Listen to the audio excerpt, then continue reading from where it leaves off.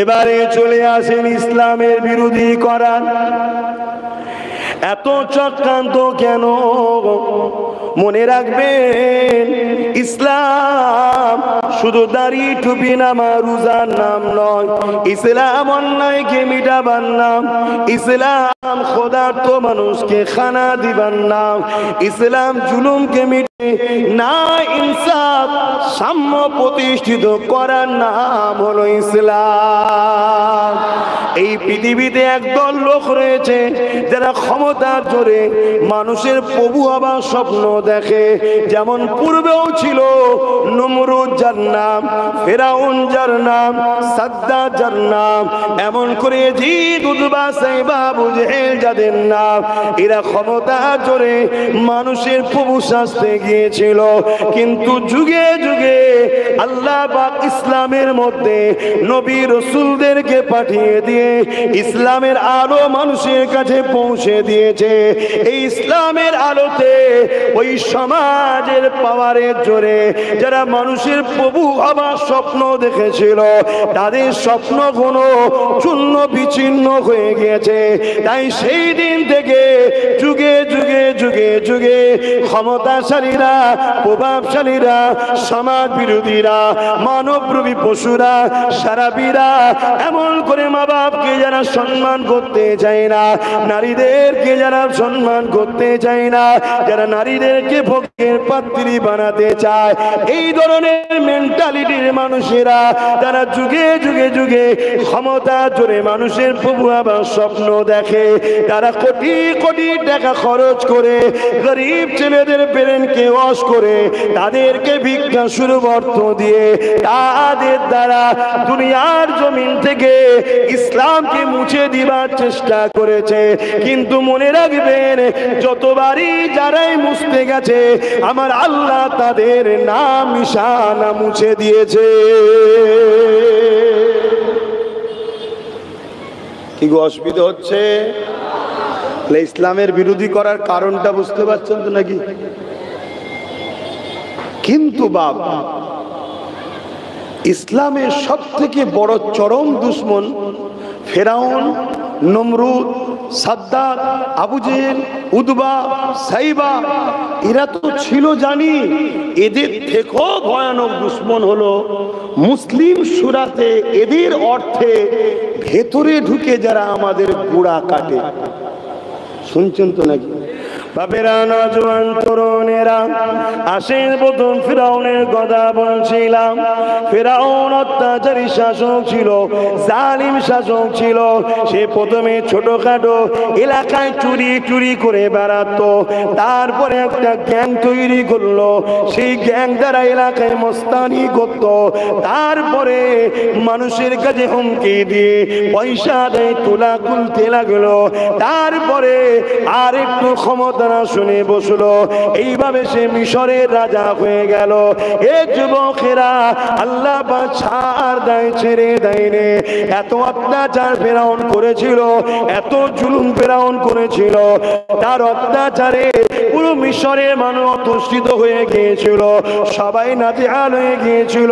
বিশেষ করে বনি ইসরাইল করো, যারা বড় গরিব ছিল, দুর্বল ছিল, তাদের পেটিগুলোকে এমন করে ফেরাউনের সৈন্য সামন্তরা তাদের চেলারা ভোগ করে বেড়াতো। এ যুবকেরা, যেদিকেও ফেরাউনের বিরুদ্ধে আওয়াজ তুলত, ফেরাউন তাকে কঠিনতম শাস্তি দিয়ে তাকে মৃত্যুদণ্ড দিয়ে হত্যা করে দিত। এই অত্যাচারের নাম পৃথিবীতে ছড়িয়ে গেল, মানুষ হাহাকারে পড়ে গেল। কি করে রাত থেকে বাঁচা যায়? এ যুবকেরা, তরুণেরা, বাপেরা, এই অত্যাচারী শাসকের সাম্রাজ্য ধ্বংস করে মানুষকে নিরাপত্তা দিবার জন্য আল্লাহ পাক হযরতে মুসা আলাইহিস সালামকে পাঠিয়েছিলেন। ওই পাকাটা আমার পায়ে কেন? ওইদিকে ঘোরাও তো। তাহলে যেখানে ফেরাউন আসবে সেখানেই মুসা আল্লাহ পাঠাবে। বুঝছেন তো নাকি? বড় ফেরাউন মুসা নবী এসেছেন। আজ যদি ছোট ছোট ফেরাউন আসে, মুসা নবীর ভালোবাসার লোক আসবে না? আসবে না? জোরে বলেন, আল্লাহ পাঠাবে তো। এ নওজওয়ানেরা, এই ফিরাউন অত্যাচার করতে করতে লাস্টে এমন একটা জায়গায় পৌঁছে গেল। ফিরাউন কি করলো? নিজেকে খোদা দাবি করে ফেললো। এই খোদা দাবি করে দিল। এ যুবকেরা যে না ফিরাউনকে খোদা বলে মানবে, ফিরাউন তাকে হত্যা করে দিতে লাগলো। ফিরাউন তার উপরে জুলুম করতে লাগলো। ফিরাউন তার উপরে অত্যাচার করতে লাগলো। মানুষ নাচারে পড়ে ফিরাউনকে খোদা বলে এমন করে বেঈমান হতে লাগলো, আল্লাহর জাহান্নামী হতে লাগলো। আজকে আমার ভারতবর্ষে জোর করে মুসলমানদেরকে বেঈমান বানাবার পরিকল্পনা চলছে না চলে না? বিভিন্ন রাস্তায় ধরে ইসলাম বিরোধী স্লোগান দিচ্ছে। যে না দেবে তাকে মারতে পিটিয়ে মেরে ফেলছে। সে যদি 80 বছরের মুরব্বী হয় তারও দাড়ি ধরে মারছে। সে যদি ছোট বাচ্চা ছেলে হয় তাকেও মারতে লেগেছে। কারণ আজকে আমার দেশেও ছোট ছোট ফেরাউন বেরিয়েছে। এ যুবকেরা, তাহলে আমাদের করো মুসা নবীর অনুসরণ করে এই ফেরাউনদের বিরুদ্ধে লড়াই করা দরকার আছে না? তুমি মুসলমান দাবি করো, ইসলাম বোঝো না? হুজুরের ছেলে কেন বলবে? হুজুরের ছেলে মৌলানা মুফতিরা বলবে না তো কারা বলবে? ঘুষখোর, সুদখোর, জিনাখোর, ব্যভিচারীখোর, সমাজ বিরোধী, গরিবের উপরে অত্যাচার করা, গরিবের সম্পদ ঝেড়ে খাওয়া, তারা বলবে নাকি? ইসলামের কথা তো আলেম উলামা হুজুররাই বলবে।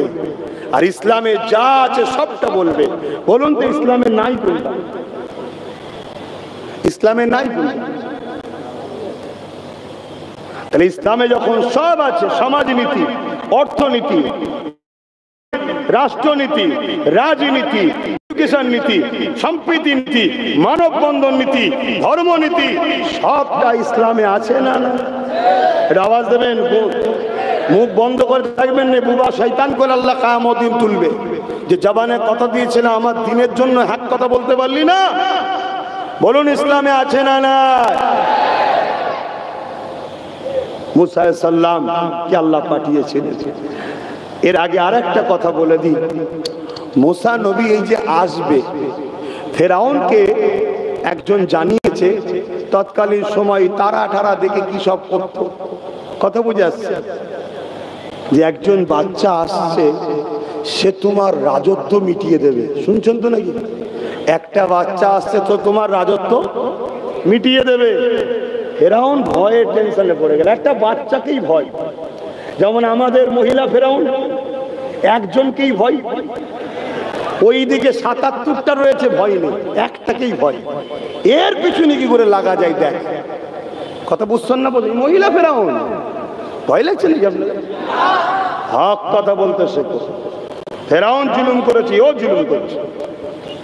তো যাই হোক, ফেরাউন কি করলো? প্রতিটা বাড়ির ধরে দুটো করে সব প্রশাসন দাঁড় করে দিল, পুলিশ, যে ভাষা আপনারা বুঝবেন, দাঁড় করিয়ে দিয়েছে। কি? পুত্র সন্তান জন্ম হলেই কতল করো। 12,000 শিশু বাচ্চাগুলোকে ফেরাউন কতল করেছে নিজের গদিকে টিকাবে বলে। নিজের গদিকে টিকাবার জন্য বাচ্চাদেরকে হত্যা যারা করে তারা কি? বলুন। গত 2 দিন না 3 দিন আগে 9 বছরের একটা বাচ্চাকে বোম মেরে যারা হত্যা করলো তারা কে? তাহলে মিলছে না? মেলে? তোরা তোদের হারামের সাম্রাজ্য তৈরি করছিস, করে যা। মানুষকে বাঁচার অধিকার দে। ফুটফুটে একটা বাচ্চা 10 মাস 10 দিন কষ্ট করে মা পেটে ধরে দুনিয়ার মুখ দেখলো, পড়াশোনা করছে, আস্তে আস্তে বড় হবে, সে কারো মা হবে, তার পেট থেকে সন্তান হবে, সে সন্তান দেশের বড় বিজ্ঞানী আবুল কালাম হতে পারে, পরবর্তীতে এরকম কিছু হতে পারে। তার স্বপ্নকে ভেঙে চুরমার করে দেয় যারা, তারা সন্ত্রাস ছাড়া দ্বিতীয় কিছু নয়। আর এই সন্ত্রাসকে যে মুসলমানরা বলে আমাদের, এ মুসলমান মুনাফিক বেঈমান ছাড়া দ্বিতীয় কিচ্ছু নয়। চলো তোমার মুফতি মাওলানা নিয়ে আসো, কি করে তোমায় বাঁচাতে পারে দেখি। এখনো সময় আছে, আল্লাহর গজবের হাত থেকে যদি বাঁচতে চাও তওবা করো, পরিবর্তন হও, আল্লাহর গজব আসবে। যাদের পিছনে তোমরা ছুটছো ওদের হাতে আল্লাহ তোমাদেরকে মিটিয়ে দেবে। তাই হচ্ছে, তাই হচ্ছে। আজকে আমার মসজিদ নিরাপদে নাই, আমার মাদ্রাসা নিরাপদে নাই, আমার কবরস্থান নিরাপদে নাই, আমার ঈদগাহ নিরাপদে নাই, আমার খানকা নিরাপদে নাই। যাদের জন্য আমরা সবকিছু করেছি তারাই দেখুন আজকে আমরা যে একটু নিজেরা ঘিরে রাখবো আমাদেরকেও রাখতে দিচ্ছে না। তাহলে ভাবুন এখনো সময় আছে। তো 12,000 বাচ্চাকে ফেরাউন হত্যা করেছে, চারটিখানি ব্যাপার। কিসের জন্য? শুধু নিজের সাম্রাজ্য, নিজের তাকতকে বেঁচিয়ে রাখবো। এমনও সিস্টেম চলছে, নিজেরা সাপ হয়ে কামড়াচ্ছে, নিজেরাই উজা হয়ে ঝাড়ছে। শুনছেন তো নাকি? না হয় বড় চিন্তার বিষয়। পহেলগামে যে হামলা হলো, 300 কিলোমিটার দূর থেকে এসে হামলা করে আবার 300 কিলোমিটার পার হয়ে চলে গেল। শুনছেন তো নাকি? কে কামড়াচ্ছে আর কে ঝাড়ছে বুঝা বড় তো মুশকিল। ভাবার বিষয় আছে না? না, এটা এত ডেঞ্জারাস জিনিস। আসেন ওই ফিরাউনের আমলেতেই আল্লাহ পাকের একটা বান্দির কথা বলি শোনেন। কেননা আমাদের সমাজে বড় ভূমিকা রাখে মায়ের জাতেরা, নারীরা। ঠিক তো নাকি? এ না জওয়ানেরা, মা যদি মজবুত হয়, মা যদি নেককার হয়, মা যদি ধার্মিক হয়, ওই বাচ্চা হওয়া, ওই বাচ্চা নেককার হওয়া, ওই বাচ্চা ভালো হওয়ার 90% চান্স কিন্তু মায়ের থেকে। তাই আমি আমার মায়েদেরকে মাইকের আওয়াজে বলি, এ আমার আম্মা জানেরা, আজ তোমার আমার উপরে কিছুই তো আল্লাহ পরীক্ষা নেয়নি। যে পরীক্ষা ওই ফিরাউনের আমলে একজন মাকে নিয়েছিল, যিনার নাম হলো হযরত আম্মা জান মা সাদ্দা। তিনাকে আল্লাহ 3টে পুত্র সন্তান দিয়েছিল, কিন্তু সংসার বড় অভাব ছিল, বড় গরিব ছিল। এই জন্য ফিরাউনের বাড়ি মাইনে সিস্টেমে কাম করে তিনি বাচ্চাদের মুখে আহারের মাধ্যম করেছিল। একদিন তিনি বাচ্চাদের কেমন করে ওই ফিরাউনের বাড়িতে কাজ করতে করতে হঠাৎ করে জবান দিয়ে বিসমিল্লাহ বলে উঠেছে। কোন জিনিস লিবার জন্য যখন বিসমিল্লাহ বলে উঠেছে, এই সময় ফিরাউনের কানে এই খবরটা পৌঁছে দেওয়া হয়েছে, এ আমাদের সরদার, এ আমাদের খোদা, এ আমাদের শাহিনশাহ ফিরাউন, তোমার বাড়িতে যে মা সাদ্দা কাজ করে সে তোমাকে খোদা বলে মানে না। সে মুসা যে খোদার প্রচার করছে তাকে খোদা বলে মানে। এই কথা শোনার সাথে সাথে ফিরাউন রেগে লাল হয়ে গেল। আম্মা জান মা সাদ্দাকে ডাক দিও, এ মা সাদ্দা এদিকে আসো। আম্মা জান মা সাদ্দা পৌঁছে গেলে, কি শুনছি তুমি নাকি আমাকে খোদা বলে না মেনে মুসা যে খোদার প্রচার করছে তাকে খোদা বলে তুমি না মানো। হযরতে মা সাদ্দা চিন্তা করতে লাগলো, আমি যদি সত্য কথা বলি এ জালিম আমাকে অত্যাচার করবে, এ জালিম আমাকে মেরে ফেলবে, এ জালিম আমার বাচ্চার উপরে জুলুম করবে। আর যদি আমি মিথ্যা কথা বলি আমার জানটা হয়তো বেঁচে যাবে, আমার বাচ্চা কোন হয়তো নিরাপদে পড়ে যাবে। কিন্তু আমি যিনাকে খোদা বলে মেনেছি সেই আল্লাহ নারাজ হয়ে যাবে। আমার কাছে জান প্রিয় না আমার আল্লাহ প্রিয়? মা সাদ্দা ঠিক করে বলতে লাগলো, এ ফিরাউন, লা ইলাহা ইল্লাল্লাহ मूसा कलिमातुल्लाह, अल्लाह के सिवा दूसरा कोई माबूद ही नहीं। मूसा আল্লাহর প্রেরিত রাসূল, আল্লাহ তিনার সঙ্গে কথা বলেছে। আমি সেই মুসার ঘোষণায় সেই আল্লাহকে মেনে নিয়েছি।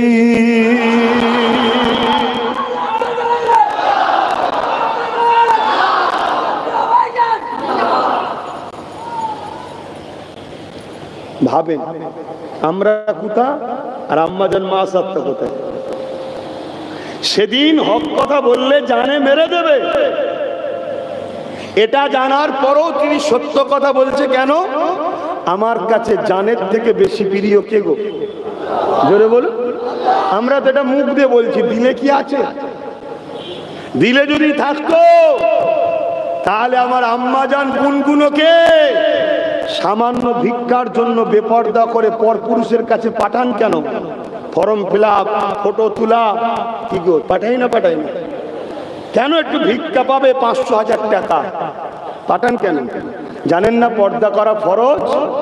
আমার আম্মা জানেরা, মাইকের আওয়াজে শুনছেন, আপনাদের সন্তানের মতো বলছি, নিতে হয় নেবেন, না নিতে হয় বুঝা পড়া আল্লাহর সঙ্গে করবেন। মনে রাখবেন, এত অভাব আমাদের পরে নেই। এরপরেও আমরা একবারও ভাবলাম না যে এর মধ্যে কিছু একটা পরিকল্পনা চলছে না তো? কেন মহিলাদেরকেই টার্গেট করা হলো? কেন? কারণ ইসলামে পুরুষ যদি ইনকাম করে, ইনকাম যদি ভুলও হয়, কিয়ামতের দিন নারীদেরকে আল্লাহ প্রশ্ন করবে না, পুরুষদেরকেই প্রশ্ন করবে। কেন? পুরুষ হলো নারীদের গার্জেন। সে হতে পারে বিবাহের আগে বাপ গার্জেন, বিবাহের পরে স্বামী গার্জেন, তারপরে বয়স হয়ে গেলে বড় সন্তান বা সন্তানরা গার্জেন। অতএব এরপরও আমাদের পুরুষদের ইনকাম করতে গিয়ে ইচ্ছা করে হোক আর অইচ্ছাকৃত হোক, হয়তো হারাম যদি ঢুকে যায়, দুয়া আর কবুল হবে না। মনে রাখবেন, হারাম ঢুকে গেলে দোয়া কবুল হবে না। এই জন্যে ইসলাম বিদ্বেষীরা, ইসলামের দুশ্মনেরা বড় প্ল্যান করে দেখলো যে মুসলিম নারীদের দোয়া কিন্তু কবুল হয়ে যাবে। অতএব এদেরকে যখন হত্যা করব, এদেরকে যখন গ্রাম থেকে বিচ্ছেদ করব, এদের যখন মসজিদ মাদ্রাসা কবরস্থানগুলোকে ভাঙবো, এদের বাচ্চাগুলোকে প্যালেস্টাইনের বাচ্চাদের মতো যখন হত্যা করব, এদের হাতে যদি হাত তুলে দেয় তাহলে বদরের মতো আল্লাহ না সাহায্য করে দেয়। তাই এদের হাতটাকে প্রথম নোংরা করে দাও, যাতে কবুল যেন না হয়ে যায়। তাই মহিলাদের ঘরে ফ্রিতে কিছু একটা টোপ দাও, 500-1000 টোপ দাও। কথা মাথায় ঢুকছে না? ঢোকে না? ওই টোপ দিয়ে আমাদেরকে বড় প্ল্যান করে বেপর্দা করছে এবং আমার ইনকাম বলে হারাম অর্থ আমাদের বাড়ি বাড়ি ঢুকাচ্ছে। আর এই হারাম অর্থ খাওয়া স্বামী হোক, সন্তান, তারা কখনো ওয়াকাফের পাশে দাঁড়াবে? তারা কখনো আল্লাহর দ্বীনের পক্ষে দাঁড়াবে?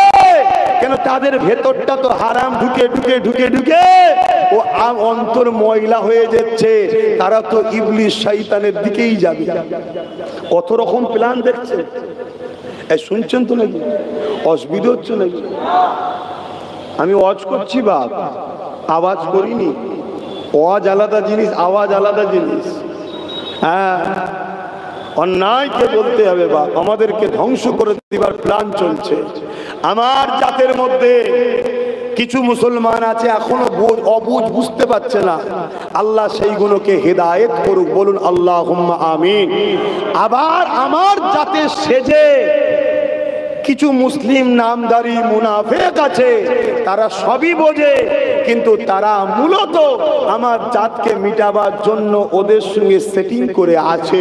সময় যখন হবে সব দেখবেন ইসলাম ছেড়ে দিয়ে লাভ মেরে বেঈমান হয়ে যাবে, প্রকাশ্য ইসলাম ছেড়ে দেবে। আরে বাবা, ইতিহাস বলছি, স্পেনের ইতিহাস শুনবেন কি করে মুসলমানদের শেষ করেছিল, সব উত্তর পাবে। হযরত আম্মা জান মা সাদ্দাকে বলল, এ মা সাদ্দাক, তুমি কি কথা বলছো? তোমার এত সাহস কোথা থেকে হলো? তুমি কি জানো না আমি তোমার সঙ্গে কি ব্যবস্থাটা করতে পারি, তোমার উপরে কত আযাবটা দিতে পারি?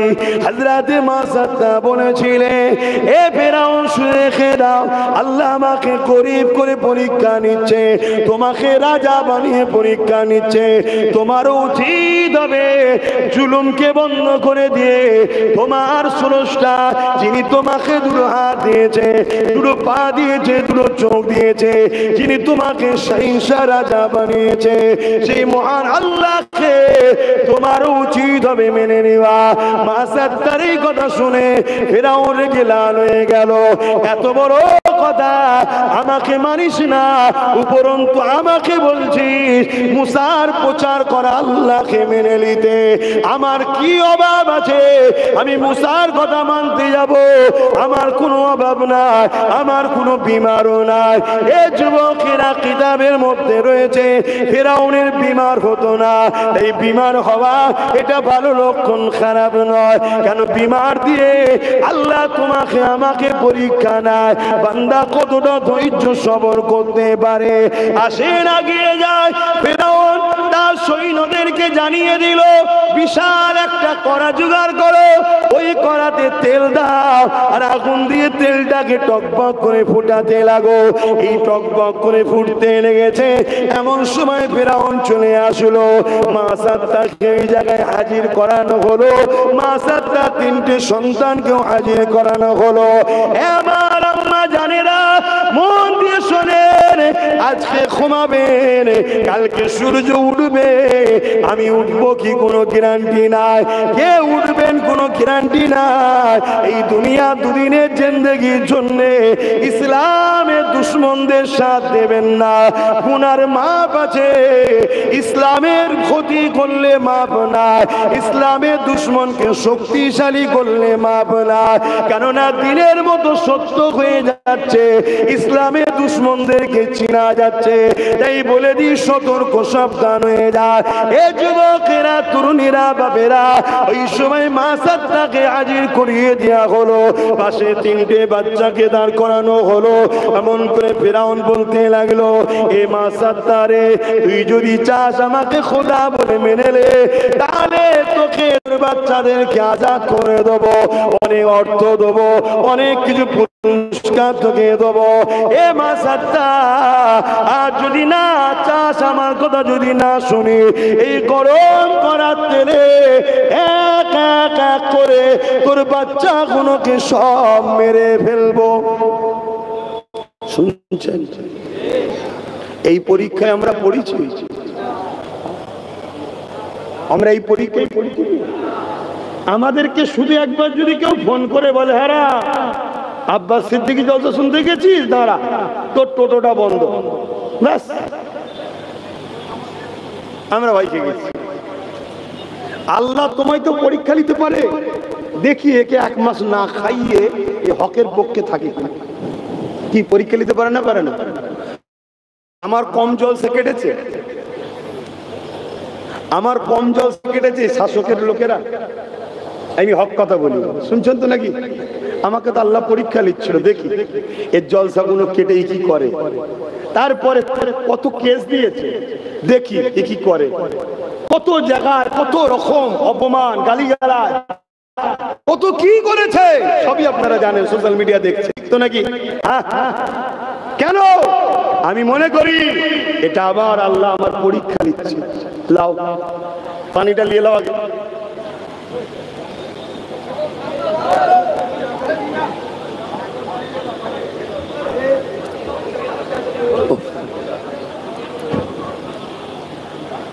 বলবো ত্যাগ স্বীকার করতে হবে, অত সহজ নয়। একটু গরমে যদি করেন তাহলে ময়দানে মাসরে কি হবে? হ্যাঁ, আপনারা একা ভিজছেন, আমার কি হচ্ছে? সব ভিজে গেছে। আর আমি কথা বলছি,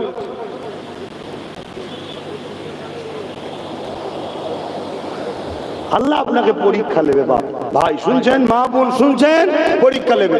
সন্তান দিয়ে কিনে নেবে, সন্তান দেবে না, গরিব করবে। বাচ্চার মুখে খাবার দিবার পাচ্ছেন না, বাচ্চা খিদেই কাঁদছে, আল্লাহ পরীক্ষা নিচ্ছে। দেখি আমার বান্দি হারামের রাস্তায় যায় কিনা। শুনছেন বাপ?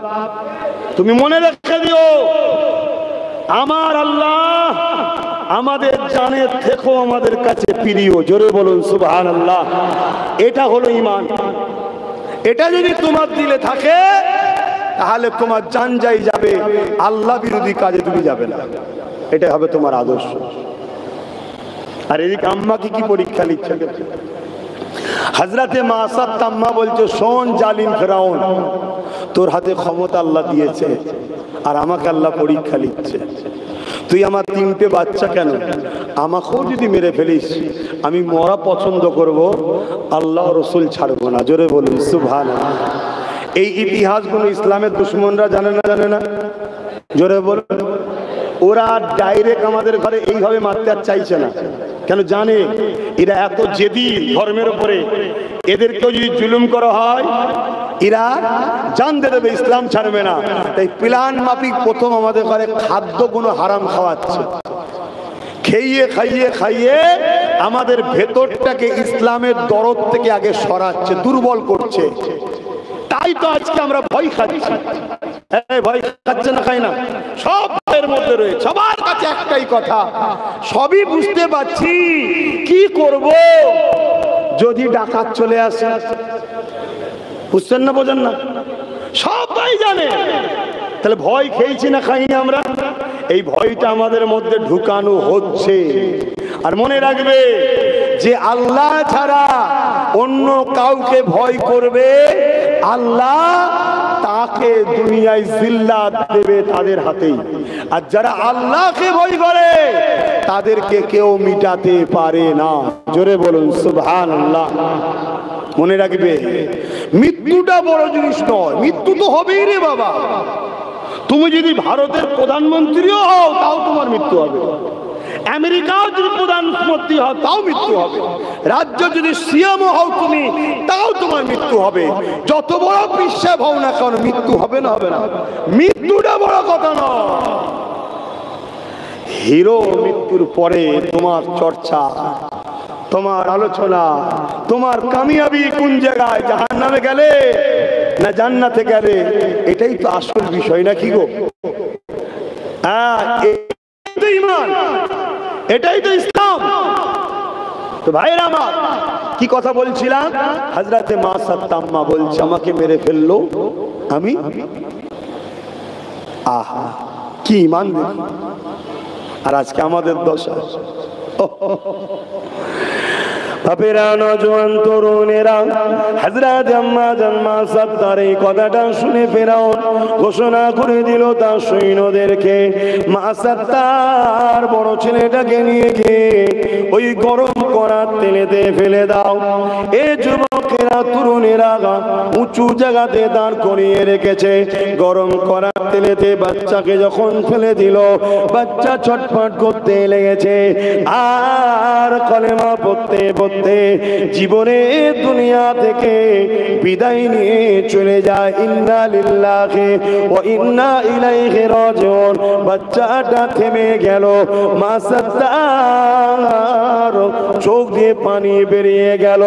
ফেরাউন মনে করলো মাসাদ হয়তো ভয় খেয়ে গেছে, এই বলতে লাগলো, মাসাদ তারে এখনো দুটো সন্তানও নিজের জানটাকে বাঁচাতে পারবে, যদি তুমি আমাকে খোদা বলে মেনে নাও, আমার দলে চলে আসো। শুনছেন? এইভাবে আমাদেরকে এখন করছেন। আমাদেরকে কিভাবে করছে বলতে গেলাম, কিভাবে? হারাম খাদ্য খাইয়ে। যেমন একটা পরিকল্পনা চলছে রাষ্ট্রীয়ভাবে, রেশনের মধ্যে দিয়ে প্রত্যেকটা মুসলমানের ইমানকে চুরি করার জন্য সরকার আমাদের ইসলামে যে খাদ্যটা ইজাজত নাই, হারাম, সেই খাদ্য বাড়ি বাড়ি দেওয়া হচ্ছে। চেষ্টা চলছে না, চলে না? কত বড় বদমাইশ দেখেছেন, কত বড় ইসলামের দুশ্মন দেখেছেন না, দেখেননি? এরপরও অনেক আলেম ওলামা, ইমাম, পীর, পীরজাদা এদের এখনো সাফাই গাইছে। তাহলে কি মুনাফিক চিনা যাচ্ছে না, যায়নি? ওয়াজ করবো না থাকবে? ওয়াজ একে বলে, ওই বাবারা বাবারা বাবারা বাবারা সব ভালো সব ভালো, ওটা ওয়াজের নাম না, ওটা ভণ্ডমি করতে এসছে। সমাজ সে দাও, জানতে দেবে, ছাড়বে না। অতএব ওকে প্রথম হারাম খাওয়া, ওর ধর্মে যে খাদ্য নিষেধ ওটা খাওয়া, যেখানে শিরক যুক্ত কাজ হয় বা কোনো গান বাজনা বাজে, এই মেলার খাদ্য খাওয়াটাও কি হারাম। ওই খাবার কেউ খেলে ঈমান চলে যাবে। শুনছেন তো নাকি? সেইখানে একটা রাজ্যের প্রধান তার উচিত ছিল শিক্ষা, স্বাস্থ্য, রুজি রুটির কথা, কর্মসংস্থানের কথা ভাবা। তা না করে রাষ্ট্রীয় ফান্ড দিয়ে সে একটা ধর্মস্থান করেছে। রাষ্ট্রীয় ফান্ড, তার ধর্ম সে করতে পারে, আমার আর এলে কোনো আলোচনা নেই, কিন্তু রাষ্ট্রীয় ফান্ড দিয়ে করেছে। তারপরেও সে যদি বলে রাষ্ট্রীয় ফান্ড আমার কাছে আছে করব, তাহলে আমি বলবো শিখ, পাঞ্জাবি, আদিবাসী, দলিত সবার করতে হবে, আমাদেরও একটা 200 কোটি টাকা হলো খরচ করে দিতে হবে। ঠিক না বে ঠিক? না হয় তুমি একজনদের সবার নয়। কিন্তু তার থেকেও ভয়ানক বিষয় কি বললাম, যেটাকে এতে নিষেধ করেছে, যেমন অন্য ধর্মের ভাইদের অনেক খাদ্য আছে নিষেধ করা, ঠিক না বেঠিক? আমাদের কি উচিত হবে তাদেরকে চক্রান্ত করে কোনো ভুল বুঝিয়ে খাওয়ানো? না, তাহলে শয়তান হবে, শয়তান। তুমি মুনাফিক, তুমি চিটিংবাজ, তুমি বদমাইশ, তুমি মানুষের আস্থার উপরে আঘাত দিচ্ছ। যেমন ব্রিটিশরা করেছিল কি, এনফিল্ড রাইফেলের মধ্যে শোর ও গরুর চামড়া দিয়েছিল। কেন শোরের চামড়া মুসলমানরা মুখে দেবে না, আর গরুর চামড়া হিন্দু ভাইরা মুখে দেবে না? আর এনফিল্ড রাইফেলের টুটাকে মুখ দিয়ে ছিঁড়ে তারপরে মারতে হতো। আজকেও সেই ব্রিটিশদের অনুসরণ করে দেখুন আমাদেরকে কিভাবে ধর্ম থেকে সরাতে চাইছে। এই জায়গায় যদি ইসলামের অনুসারীরা এই ইসলাম বিদ্বেষীদের বিরুদ্ধে সংগঠিত হয়ে লড়াই যদি না করো, আল্লাহর জাত পাকের কসম করে বলছি, এর হাতে আল্লাহ তোমাদেরকে মিটিয়ে দেবে। শুনছেন আমার কথা? না কষ্ট হচ্ছে কারো? যে হুজুর এ কথা বলবেন কেন? আগে যে ওকে বলবে যা, যে আমার ধর্মে নিষেধ যেটা সেটা করছিস কেন? কথা মাথায় ঢুকছে না? ঢুকে না? আমি তো কাউকে খাওয়াতে যাইনি, আমি অন্য ধর্মের ভাইদের কোনো ধর্মীয় ভাবাবেগের জিনিসকে আমি খাওয়াতে যাচ্ছি, তাহলে তুই আমার ধর্ম ক্ষতি করছিস কেন? আহা, আমি জানি না জুম্মায় ইমাম সাহেবরা এলে আলোচনা করেছে কি আমার জানা নাই, এলিয়ে জুম্মায় মুসলিমদের কাছে সতর্ক করেছে কি আমার জানা নাই। তবে আমার রাসূলুল্লাহর একটা হাদিস আপনাদের বলে যায়। আল্লাহ নবী বললেন আখরি জামানায় মসজিদ ভর্তি নামাজি থাকবে, একটা ইমানদার থাকবে না। এই শুনছেন? তার পরিকল্পনার একটা পরিকল্পনা হচ্ছে এইটা। এইভাবে যদি সেরেক যুক্ত খাবার আমাদেরকে খাওয়ায়, ঈমান থাকবে? আরে কথা বলছে না তো। লোক দেখছে মিষ্টি, তো মিষ্টি নয়, কি উদ্দেশ্য বল? শুনছেন না শোনেন? আবার আমাদের সমাজে একটা বাক্য চলে কি, ধর্ম যার যার উৎসব। এটা ইসলাম বিদ্বেষীদের কথা। ধর্ম যার যার উৎসব সবার একথা যদি মুসলমান বলে, সঙ্গে সঙ্গে মুসলমানটা বেঈমানে যাবে। কেন? ধর্মকে কেন্দ্র করে উৎসব হয়, আর যে উৎসবে শিরক হয় ওই উৎসব কখনো ইসলামের অনুসারীদের আমাদের হতে পারে না। তারটা তার কাছে, আমরা সে নিয়ে কোনো সমালোচনায় যাচ্ছি না, কিন্তু আমার ধর্মের উপরে পুরো দেশ জুড়ে, পুরো পৃথিবী জুড়ে আমার ধর্মের উপরে টার্গেট করা হয়েছে না হয়নি? এসব ওয়াজ শুনেছে কখনো? এরা জানি না, এরা জানি মিষ্টি তো সবাই কি কেন? এদেরকে এইভাবে বুঝানো হয় না। আর এদের ভেতরে হারাম খাদ্য ঢুকে গেছে বলেই আব্বাস সিদ্দিকী যখন জালিমদের বিরুদ্ধে বলে, আমার কওমের যুবকরা বলে আব্বাস সিদ্দিকীকে আমার গ্রামে ঢুকতে দেওয়া হবে না। মুসলিমরাই বলে, অমুসলিমরা আমার বিরোধী করে না তো। কেন? আমি অমুসলিমদের ধর্মীয় ম্যাটারে আমি যাই না। তাদের বিশ্বাস, তাদের আস্থা, তাদের দেবতা, তাদের মন্দির, তারা কি করবে সব তাদের ব্যাপার, বলি আমার কোনো ইন্টারেস্ট নাই। কিন্তু আমি যখন আমার দিনকে বাঁচাবার জন্য কথা বলি, তখন আমার কওমের ওই ছেলেগুলো আমার বিরোধী করে, যাদেরকে ইসলাম বিদ্বেষীরা অলরেডি হারাম খাদ্য তাদের ভেতরে ঢুকিয়ে দিয়েছে। শুনছেন? তারা আমাকে চিনতে পারছে না। কেন? তাদের ভেতরটা ময়লা হয়ে গেছে। তারা আমার মসজিদের জন্য নাই, আমার মাদ্রাসার জন্য নাই, আমার নবীর দিনের জন্য নাই। তারা রয়েছে নবীর দিনের দুশমন বেঈমান নেতাদের জন্য। নবীর দিনের পক্ষে যে গোলাম কথা বলবে তার বিরুদ্ধে তো তারা তো বলবেই। কি বলবে না? বলবে না? আমি দোয়া করি আমার ওই শ্রেণীর ভাইদের জন্য, আল্লাহ এরা বোঝেন, এদেরকে প্ল্যান মাফিক খাওয়ানো হয়েছে, এদেরকে হিদায়েত দেন, এদেরকে তওবা করার তৌফিক দেন, এদেরকে ইসলাম ও মুহাম্মদ সাল্লাল্লাহু আলাইহি ওয়াসাল্লামের প্রেমিক বানিয়ে দ্বীনের মুজাহিদ বানিয়ে দেন। বলুন আল্লাহুম্মা আমিন। আরো জোরে বলুন আল্লাহুম্মা আমিন। এ যুবক শোনো, তোমার দ্বারা তোমার কওমের ভাইকে প্রথম মারা হচ্ছে, তোমার দ্বারা প্রথম তোমার কওমকে গোলামি করানো হচ্ছে, তোমার দ্বারা তোমার কওমকে প্রথম কিনা হচ্ছে, তোমার দ্বারা তোমার কওমের অধিকারকে প্রথম হরণ করা হচ্ছে। তারপরে যখন তোমার কওমের ভালো মানুষগুলো মারা যাবে, শেষ হয়ে যাবে, দুর্বল হয়ে যাবে, এ আমার কওম, তোমাদের পালা আসবে, তোমাদের কেউ কিন্তু এরা কাটবে। শুনছেন তো নাকি? ওপেন বলে যাচ্ছি, অন্যায় যখন বলিনি, পৃথিবীর কোন দাদা দিদি কাউকে ভয় করিনি। অন্যায় যে বলে তার মধ্যে ভয় থাকে।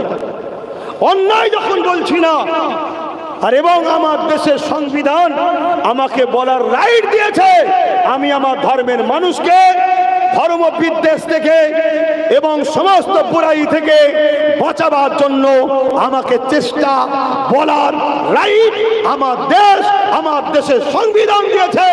দেশের কোন মন্ত্রী নেতা কে কোথায় বসে আছে, কে কি বলছে আমার দেখার দরকার নেই। কেন কত প্রধানমন্ত্রী এসেছে চলে গেছে, কত সিএম এসেছে চলে গেছে, এইসব লে ভাবার আমার সময় নয়। আমার দেশ, আমার সংবিধান আমাকে রাইট দিয়েছে। তাই আমি আমার কওমকে বাঁচাবার চেষ্টাই বলছি, খুব সাবধান হও। আজ বড় প্ল্যান চলছে, মরা মুরগি খাওয়ানো হয়। শুনছেন তো নাকি? মরা মুরগি। কোন মিটিং টিটিংয়ে যাবেন, আগের দিনের ফিস্টি হচ্ছে, মরা মুরগি এলাকার সব পোল্ট্রি থাকে না, থাকে না, সব পাঠিয়ে দেওয়া হয়, খাওয়া মুসলমানগুলোকে খাওয়া। আর আমরা হাঁটু গেলে দাঁড়ছে, লেগ পিসটা দে, লেগ পিসটা দে, লেগ পিসটা দে। হ্যাঁ, আসবে না, আসবে না, আমি হাসিমা এখানে নাটক করতেছি। তোমাদের হুঁশ নাই? প্যালেস্তাইনে তার বাচ্চার সামনে মাকে রেপ করছে, বাপের সামনে বেডিকে রেপ করছে, তোমাদের হুঁশ নাই? দেখতে পাচ্ছ না? তো কাল তো তোমাদের হবে, কাল তো তোমাদের হবে। আমি অনুরোধ করব, প্রত্যেকটা ইমাম, আলেম উলামা হক কথা বলেন, হক কথা বলেন। অনুরোধ করছি, পীর পীরজাদা সমাজের খেদমত করছেন, এই কওমকে বাঁচাবার স্বার্থে 5-10 মিনিট হলো, পুরোটাই বলতে নাও পারেন, 5-10 মিনিট হলো চক্রান্ত যে ফাঁদ পাতা হচ্ছে, এ থেকে জাতিকে বাঁচাবার স্বার্থে বলেন। অনুরোধ করছি, হুকুম নয়, ছোট মানুষ, অনুরোধ করছি। আর আপনাদেরও বোঝা দরকার, কে আপন কে পর। শুধু বাড়িতে গেলে বিরিয়ানি খেয়ে দিল, আব্বাস সিদ্দিকী জিন্দাবাদ, ভাইজান জিন্দাবাদ, ভাইজান হুজুর খুব ভালো রে, দেখেছিস বিরিয়ানি খাওয়ালো রে, খাওয়া খাওয়া করে পাগলা হয়ে গেল। তোমার জন্য আব্বাস সিদ্দিকী কি বলছে এটা দেখবে না? হ্যাঁ, হাজার হাজার টাকা খরচ করে জলসা করছো, কি বলছি কি করছি এগুলো ভাবতে হবে তো নাকি? আর অসুবিধা হলে বলুন, দোয়া করে দিচ্ছি। ও বাবা, দোয়া করার সময় হয়ে গেছে। আসেন আগিয়ে যাজ রাতে মা সাত্তার সামনে তিনার বাচ্চাটাকে শহীদ করে দিল। এবারে মা সাত্তা আবার বলতে লাগলো, এ জালিম ফিরাউন রে, তুমি যতই চেষ্টা করো না কেন, আমাকে কোনোভাবে আমার দিল থেকে আল্লাহ রসুলকে সরাতে পারবে না। এই সময় ফিরাউন বলতে লাগলো, এ আমার সৈন্যরা, মা সাত্তার দ্বিতীয় বাচ্চাটাকে আগুনে এমন করে গরম তেলে ফেলে দাও। আবার দ্বিতীয় বাচ্চাটাকে ফেলে দেওয়া হলো। ছোট বাচ্চা মা মা করে ডাকতেছে, তাকে আগুনে ফেলে দেওয়া হলো। কিছুক্ষণ পরে সেও ইন্না লিল্লাহি ওয়া ইন্না ইলাইহি রাজিউন। আবার ফিরাউন বলতে লেগেছে, মা সাত্তা, এখনো তোমার কোলে একটা বাচ্চা আছে, নিজের জানটা রয়েছে, এটাকে নিয়ে তুমি ঘরে ফিরে যাও, তোমাকে আমি আজাদ করে দেবো, অনেক ধন দৌলত দেবো, তুমি আমার কথা মেনে নাও, আমাকে খোদা বলে মেনে নাও, আমার দলে চলে আসো। হযরত মা সাত্তা চোখ ভরা পানি রে বলতে লেগেছে, এ জালিম, ভয় কর সেই সুরজটাকে, যিনার কাছে কোনো কিছু লুকানো যায় না, যিনি আজকে সবই দেখছে। আমি তিনার কাছে সাহায্য চাই, আমার বাচ্চা যাই যাক, জান যাই যাক, আমি তিনার কাছে সাহায্য চাই। আল্লাহ যেন আমার ঈমানকে বাঁচায়। কি ঈমান, কি ঈমান। ফেরাউন আবার হুকুম করে দিল ছোট বাচ্চাটাকে ফেলে দাও। আহা, যেটা মায়ের বুকের সঙ্গে জড়িয়েছিল। একবার প্র্যাকটিক্যাল ভাবো তো, ভাবো তোমার বুক থেকে টেনে নিয়ে তোমার বাচ্চাকে যদি একটা বড় গুল সুই দিয়ে ইঞ্জেকশন দিতে যায়, তোমার কেমন হবে বলো তো? বলো বলো বলো। ও, তোমার বাচ্চার একটা উংলি কেটে গেলে তোমার কি হয় বলো তো? আর এই দিনের জন্য ইমামে হোসাইন পুরো পরিবারের নিজের খুনের সন্তান, দুটো ভাইয়ের সন্তান মিলিয়ে পুরো পরিবারের ৭২ জনকে এই দিনের জন্য জালিম শাসক নমরুদ কি বলে এজিদের বিরুদ্ধে লড়ে দিনের জন্য কুরবানি হয়েছে। জোরে বলুন সুবহানাল্লাহ। আর তুমি আমি ৫ ওয়াক্ত নামাজ পড়ে একটু দাঁড়িয়ে রেখে হজ করে বড় তসবিহ নিয়ে আর মুসলমান দাবি করে জালিমদের সাথ দিয়ে ইসলামের ক্ষতি করে তুমি মনে করছো আমি জান্নাত চলে যাব? হ্যাঁ,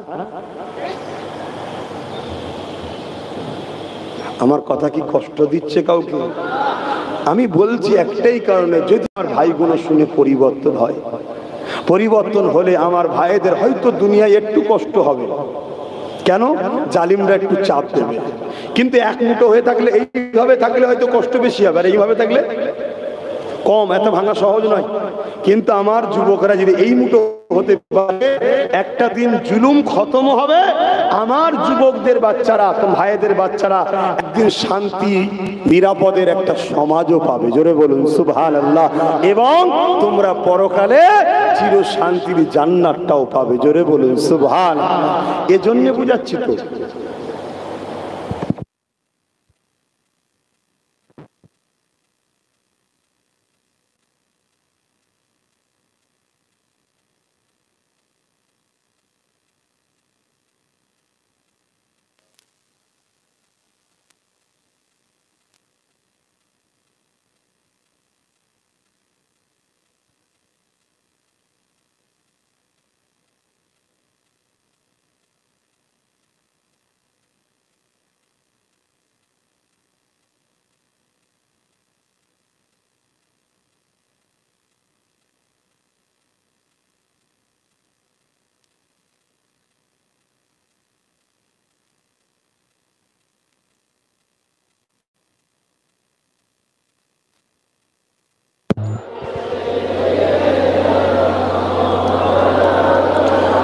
আমার আব্বা জানেরা, হযরত আম্মাজান মা আসাদা হুজুরের কোল থেকে বাচ্চাটাকে ছিনিয়ে নিয়ে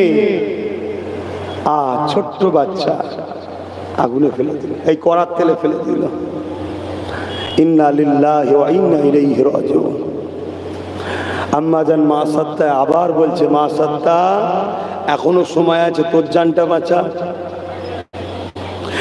আম্মা যেন এই সময় বলেছিলেন, এ জালিম মা তার সন্তানদেরকে কত ভালোবাসে তুই জানিস কি জানি না? নিজের জানে থেকে মায়েরা বাচ্চাদেরকে বেশি ভালোবাসে, ঠিক না বেঠি?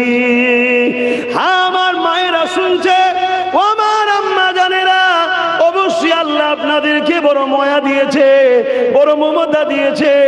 কিন্তু মারে বাচ্চা থেকে প্রিয় হলো আল্লাহ, বাচ্চা থেকে প্রিয় হলো রাসূলুল্লাহ, বাচ্চা থেকে প্রিয় হলো কালামুল্লাহ, বাচ্চা থেকে প্রিয় হলো দ্বীন ইসলাম। আমি তুমি বেঁচে থাকার কোনো জরুরি নাই, আমি তুমি মরে গেলে কোনো অসুবিধাও নাই, কিন্তু আমার দিনের কোনো ক্ষতি হওয়া যেতে দেবে না। এ যুবকেরা, তরুণীরা, হযরতে মা আসাদা চোখ ভরা পানি নিয়ে বড় ঘাবড়াতে লেগেছে। কি অবস্থা হয়ে গেল, কি হয়ে গেল? আসমানে দিয়ে মুখ তুলে আল্লাহ আল্লাহ আল্লাহ করে আওয়াজ দিতে লেগেছে। এই সময় গরম করা তেলের ভেতর থেকে ওই বড় ছেলে আর মেজো ছেলেটা আওয়াজ দিতে লেগেছে, মারে ঘাবড়ে যেও না মা, দুনিয়ার মানুষ দেখছে গরম তেলের দিনের মধ্যে আমাদেরকে জালিম ফেলেছে। মারে জান বেরোনোর কষ্ট তো সামান্য হয়, তবে অতটাও কষ্ট আল্লাহ আমাদেরকে দেয়নি মা। এই গরম দিনের মধ্যে আল্লাহ আমাদেরকে তিন ভাইকে জান্নাত দেখাতে লেগেছে। মারে গরম তেল দুনিয়া দেখছে, কিন্তু এই গরম তেলের মধ্যে শান্তি আল্লাহ রেখেছে। হে আমাদের আম্মা, ঘাবড়ে যাবেন না মা। হযরতে মা সাত্তাকে নিয়ে ওই গরম তেলেতে ফেলে দেয়া হলো। ইন্না লিল্লাহি ওয়া ইন্না ইলাইহি রাজিউন। তথাপিও তারা জীবন দিয়েছে আল্লাহর জন্য, দিনের জন্য।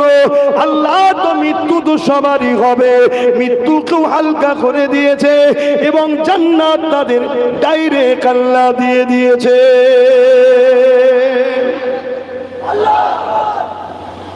সাবধান হন, খারাপ নিলে হবে না। আমার ইমাম আলেম ওলামা ভাইদেরকে সম্মানের সাথে বলছি, 2,5-3 হাজার টাকায় বিক্রি হয়ে যাবেন না। 2,5-3 হাজার টাকায় বিক্রি হয়ে যাবেন না। প্রথম কথা হচ্ছে এই টাকাটা কিসের আপনাকে জানতে হবে। খোলাসা বলেছে কিসের টাকা? মদের টাকা, সুদের টাকা, দেহ বিক্রি করা টাকা, কিসের টাকা জানেন না। এই অনুরোধ করে যাচ্ছি, আমার বিরোধী করবেন না। আপনারা যদি আমার সাথ দেন, ওয়াকাফ যেটা আপনাদের সম্পদ, এই সম্পদ থেকে পার মাসে 20,000 টাকা ইমামদের, মুয়াজ্জিনদের 10-12 হাজার টাকা দেওয়া যাবে, তাও একটুও কমবে না। এত টাকা আমাদের আছে। শুনছেন? যদি বিশ্বাস করেন আমার সাথ দেন। কিন্তু এই সামান্য পয়সা নিয়ে যদি আপনি মসজিদে দাঁড়িয়ে মুসল্লিদেরকে বলতে না পারেন, এ মুসল্লিরা, আজ কেন্দ্র সরকার ওয়াকফ কালা কানুন তৈরি করে আমাদের মসজিদ মাদ্রাসা দ্বীন ইসলামের ঐতিহ্যকে মিটাতে চাইছে, আমাদেরকে ভুলে গেলে চলবে না। কেন্দ্র সরকারের এই কালা কানুনের বিরুদ্ধে আমাদেরকে লড়াই করতে হবে। পাশাপাশি রাজ্য সরকার, সে আমাদের দরদি বলে, কিন্তু আজকে তার মুখোশ খুলে গেল। সে নিজে বলছে কেন্দ্রের বিরুদ্ধে এই বাংলায় আন্দোলন করা যাবে না। মসজিদ মাদ্রাসা কবরস্থান নিয়ে, ওয়াকফ নিয়ে যারা কথা বলবে, তারা আমার সবথেকে বড় দুশমন হবে। অতএব নামাজি মুসল্লিরা শোনো, কেন্দ্র সরকার হলো মসজিদ মাদ্রাসা ইসলামের প্রকাশ্য দুশমন, আর রাজ্য সরকার হলো আমাদের সামনে ঘুমটা দিয়ে ইসলামের ভেতরে ভেতরে বন্ধু সেজে মুনাফিক দুশমন। এই কথা যদি ইমাম তুমি মসজিদে বলতে না পারো, আমার ইমাম বন্ধুদের বলে যাচ্ছি, আল্লাহর জাত পাকের কসম করে বলছি, ওই মসজিদের মধ্যে আগামী দিন তোমাকে পুরানো হবে, তোমার পাশে কেউ জাতি দাঁড়াবে না। তার নমুনা একটা বলে যাচ্ছি, এই বাড়াইপুরে মসজিদের ভেতরে ঢুকে পেশাব করে দিচ্ছে। ইমামের বাড়ি পুড়াতে গেছে, ইমাম পালিয়েছিল তাই বাড়িটা পুড়িয়েছে, বিচার হয়েছে? হয়নি। উপরন্তু এই বাংলায় তোমার জেলার একজন রয়েছে, দিন রাত মুসলমানদেরকে টার্গেট করে কথা বলবে, তাকে পাহারা দেওয়ার জন্য 100-200 করে পুলিশ দেওয়া হচ্ছে, যাতে করে তার ক্ষতি না হয়। সেজন্য বেশি বেশি করে মুসলমানদের বিরুদ্ধে বিষ উগলে আমার সম্প্রীতির ভার বাংলার ওরা ভাইদের ঘরে একত্রিত তাড়াতাড়ি করতে পারে, যাতে করে বাংলায় এ যাবে ও আসবে, সেই রাস্তা তৈরি করার পরিকল্পনা চলছে। কিন্তু আমার জাত বুঝছো না এখনো। শুনছেন তো নাকি? দ্বিতীয় নম্বর, আমাদের সমাজে কিছু আলেম উলামা, পীর পীরজাদা, কেউ একটা গাড়ির জন্য, কেউ একটা আলোর জন্য, কেউ একটা ঘরের, কেউ একটা পদের জন্য কার পিছনে দুটো গাড়ি ছুটবে, কার আগে পুলিশ গাড়ি, পিছনে পুলিশ গাড়ি, কেউ একটা স্করপিও, কেউ একটা ফরচুনার পাওয়ার জন্য আমার জাতের রাহনুমা সেজে অনেক আলেম উলামা পীরজাদা আছে, যারা এই সমাজের নিরীহ মুসলমানগুলোকে এই জালিমদের হাতে বিক্রি করছে। এই গাদ্দারদের ঘরেও চিনা দরকার আছে না? না, যদি চিনতে না পারো তাহলে বড় ভয়ানক বিপদ তোমাদের জন্য অপেক্ষা করছে। আমি জানি এই কথা বলার জন্য আমার জলসা কাটবে, এই কথা বলার জন্য আমার জলসায় যারা যাবে তাদেরকে টার্গেট করা হবে। দীর্ঘ 5 বছর ধরে সরকার টার্গেট করছে, তার আগে আরো অনেকে টার্গেট করেছে। আল্লাহ শুকর করে বলছি, কেউ যদি একটা দরজা বন্ধ করে দেয়, আমার আল্লাহ 1000টা দরজা আব্বাস সিদ্দিকীর খুলে দেয়। জোরে বলুন, জোরে নারে তাকবীর, জোরে বলুন নারে তাকবীর। কিন্তু আমি ভুল কিছু বলছি, ভুল কিছু বললাম। আসুন প্রত্যেকটা ওয়াইজিন, প্রত্যেকটা পীর পীরজাদা, প্রত্যেকটা আলেমের উচিত মাইক পেলেই 5 মিনিট হলো সামনে যারা থাকবে এদেরকে ওয়াকফ নিয়ে সজাগ করানো দরকার যে আমার মসজিদ, আমার মাদ্রাসা, আমার কবরস্থান, আমার খানকা, আমার ঈদগাহ যদি কবরস্থান না থাকে তোমাকে পুরাতে হবে। আস্তে আস্তে তোমার কবরস্থ মাইন্ডটাকে ঘুরিয়ে পুরানো কালচারে নিয়ে যাচ্ছে, তোমাকে ধর্ম থেকেও সরাবার পরিকল্পনা চলছে। মিলিয়ে দেখো, উভয় সমানভাবে চেষ্টা করছে তোমাকে আমাকে ইসলাম থেকে মুছে দিবার। তাই এই জায়গায় প্রত্যেকটা আলেম উলামা মাইক যখন পাবে প্রত্যেকের 5 মিনিট হলেও বলা দরকার যে বাবরি মসজিদ শহীদ হয়ে গিয়েছিল, সুপ্রিম কোর্টে কেস চলছিল, কিন্তু আমরা চুপ ছিলাম বলে একটা রায় বেরোলো যে রায়টা সংবিধানের পক্ষে ছিল না, সংবিধান বিরোধী। আজও সুপ্রিম কোর্টে কেস চলছে। আমরা যদি ঘুমিয়ে পড়ি, ওয়াকফ আন্দোলন বন্ধ করে দিই, ওয়াকফ চর্চা বন্ধ করে দিই, আমার জাত যদি ঘুমিয়ে যায়, তাহলে টোটাল ভারতবর্ষের ঐতিহাসিক মসজিদ, মাদ্রাসা, কবরস্থান, ঈদগাহ, খানকাগুলো সব কেন্দ্র সরকার দখল করে নিয়ে আদানি আম্বানিদের হাতে তুলে দেবে। কিন্তু রাজ্য সরকার, আপনার তো বিরুদ্ধে আন্দোলন ছিল না, আপনি তাহলে বিরোধী করলেন কেন? বিরোধী করার কারণ কি? মন দিয়ে শোনো, একটা আইন তৈরি করছে কেন্দ্র সরকার। ওই আইনে লিখেছে কেউ যদি ওয়াকফ সম্পদকে 12 বছর দখল করে রাখে, সেই ওয়াকফটা তার হয়ে যাবে। এতদিনে আইন ছিল না, এতদিন ছিল যত বছরই দখল করে রাখো, সরকার বা প্রশাসন যদি ওয়াকফ সম্পত্তির কমিটি যদি বলে উদ্ধার করে দিতে হবে, তাকে ছেড়ে দিতে হবে। কিন্তু কেন্দ্র সরকার, মুসলমানদের দুশ্মন সরকার, সে আইন তৈরি করছে 12 বছর দখল করে রাখলে তার হয়ে যাবে। রাজ্য সরকার দেখছে এই আইনটা খুব ভালো আইন। কেন? আমি নিজে ৭৫,০০০ বিঘে জমি 13-14 বছর ধরে দখল করে রেখেছি। কত বিঘে? মুসলমানদের মসজিদের জায়গা, কবরস্থানের জায়গা, খানকার জায়গা, ও আল্লাহর জায়গা দখল করবে, কোরআন দ্বীনের জায়গা দখল করবে, আর তুমি তাকে সাপোর্ট করে বলবে আমি মুসলমান? একই রকম চিটিংবাজি। চলে আসেন, শেষ করব, কষ্ট কার হচ্ছে। একটা হাদিস বলে যাচ্ছি, এই হাদিসটা শোনার পরে যদি কারো কষ্ট হয় কলেমা রদ্দ কবুল পড়ে নেবেন। হাদিস হলো এটা, রাসূল পাক সাল্লাল্লাহু আলাইহি সাল্লাম বলছেন, অন্যায় দেখলে হাত দিয়ে রাখো। বলুন, অন্যায় দেখলে হাত দিয়ে রাখো। যদি হাত দিয়ে রুখতে না পারো, মুখ দিয়ে প্রতিবাদ করো। অন্যায়ের বিরুদ্ধে খতম করার জন্য যদি মুখ দিয়ে প্রতিবাদ করতে না পারো, অন্তর থেকে ঘৃণা করো।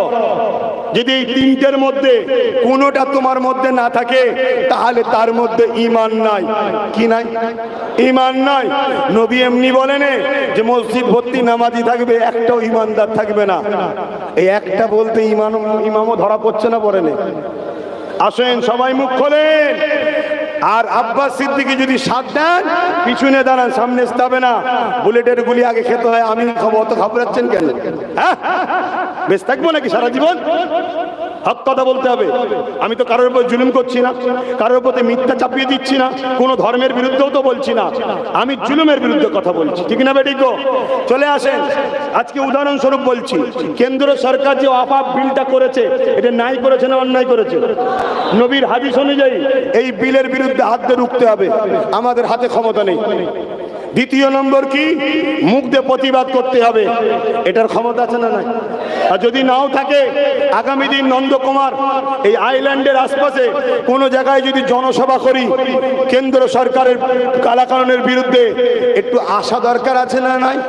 হাত তুলে বলুন, দরকার আছে না নাই? ওইখানে বসে প্রতিবাদকে সাপোর্ট করা মানে আপনারও বলা হয়ে গেল। ঠিক না বেঠিক গো? তাহলে দ্বিতীয় নম্বর, মুখ দিয়ে প্রতিবাদ করো। যদি প্রতিবাদ করতে নাও পারো, অন্তত ঘৃণা করো। এই ঘৃণাও যদি করতে না পারো, রাসূলের হাদিস অনুযায়ী তার মধ্যে ঈমান, জোরে বলুন, না। মাথায় থাকবে। চলে আসে তৃতীয় নম্বর, বিলটা করেছে কে? তাহলে বিরোধী কার হবে? রাজ্য সরকার হঠাৎ করে নাক গলিয়েছে না গলায়নি? কি বলেছে? দিল্লি চলে যাও বলেছে না, বলে না? কেন? পশ্চিম বাংলা কারো জমিদারি নাকি যেখানে তোমার কথা চলবে, তুমি আন্দোলন করবে আর আমরা ঘাস কাটবো? তাহলে বলো, এই অকাবলে আন্দোলন করলে সব থেকে বড় দুশ্মন আমি তার হব, এই কথা বলেছে না বলে না? তাহলে এটা নাই করেছে না অন্যায় করেছে? আল্লাহ নবীর হাদিস অনুযায়ী এর বিরোধী দরকার আছে না নাই? নাম্বার ওয়ান, হাত দিয়ে রাজ্য সরকারের বিরুদ্ধে হাত দিয়ে লড়তে হবে। হাতে ক্ষমতা যদি না থাকে, মুখ দিয়ে প্রতিবাদ করতে হবে।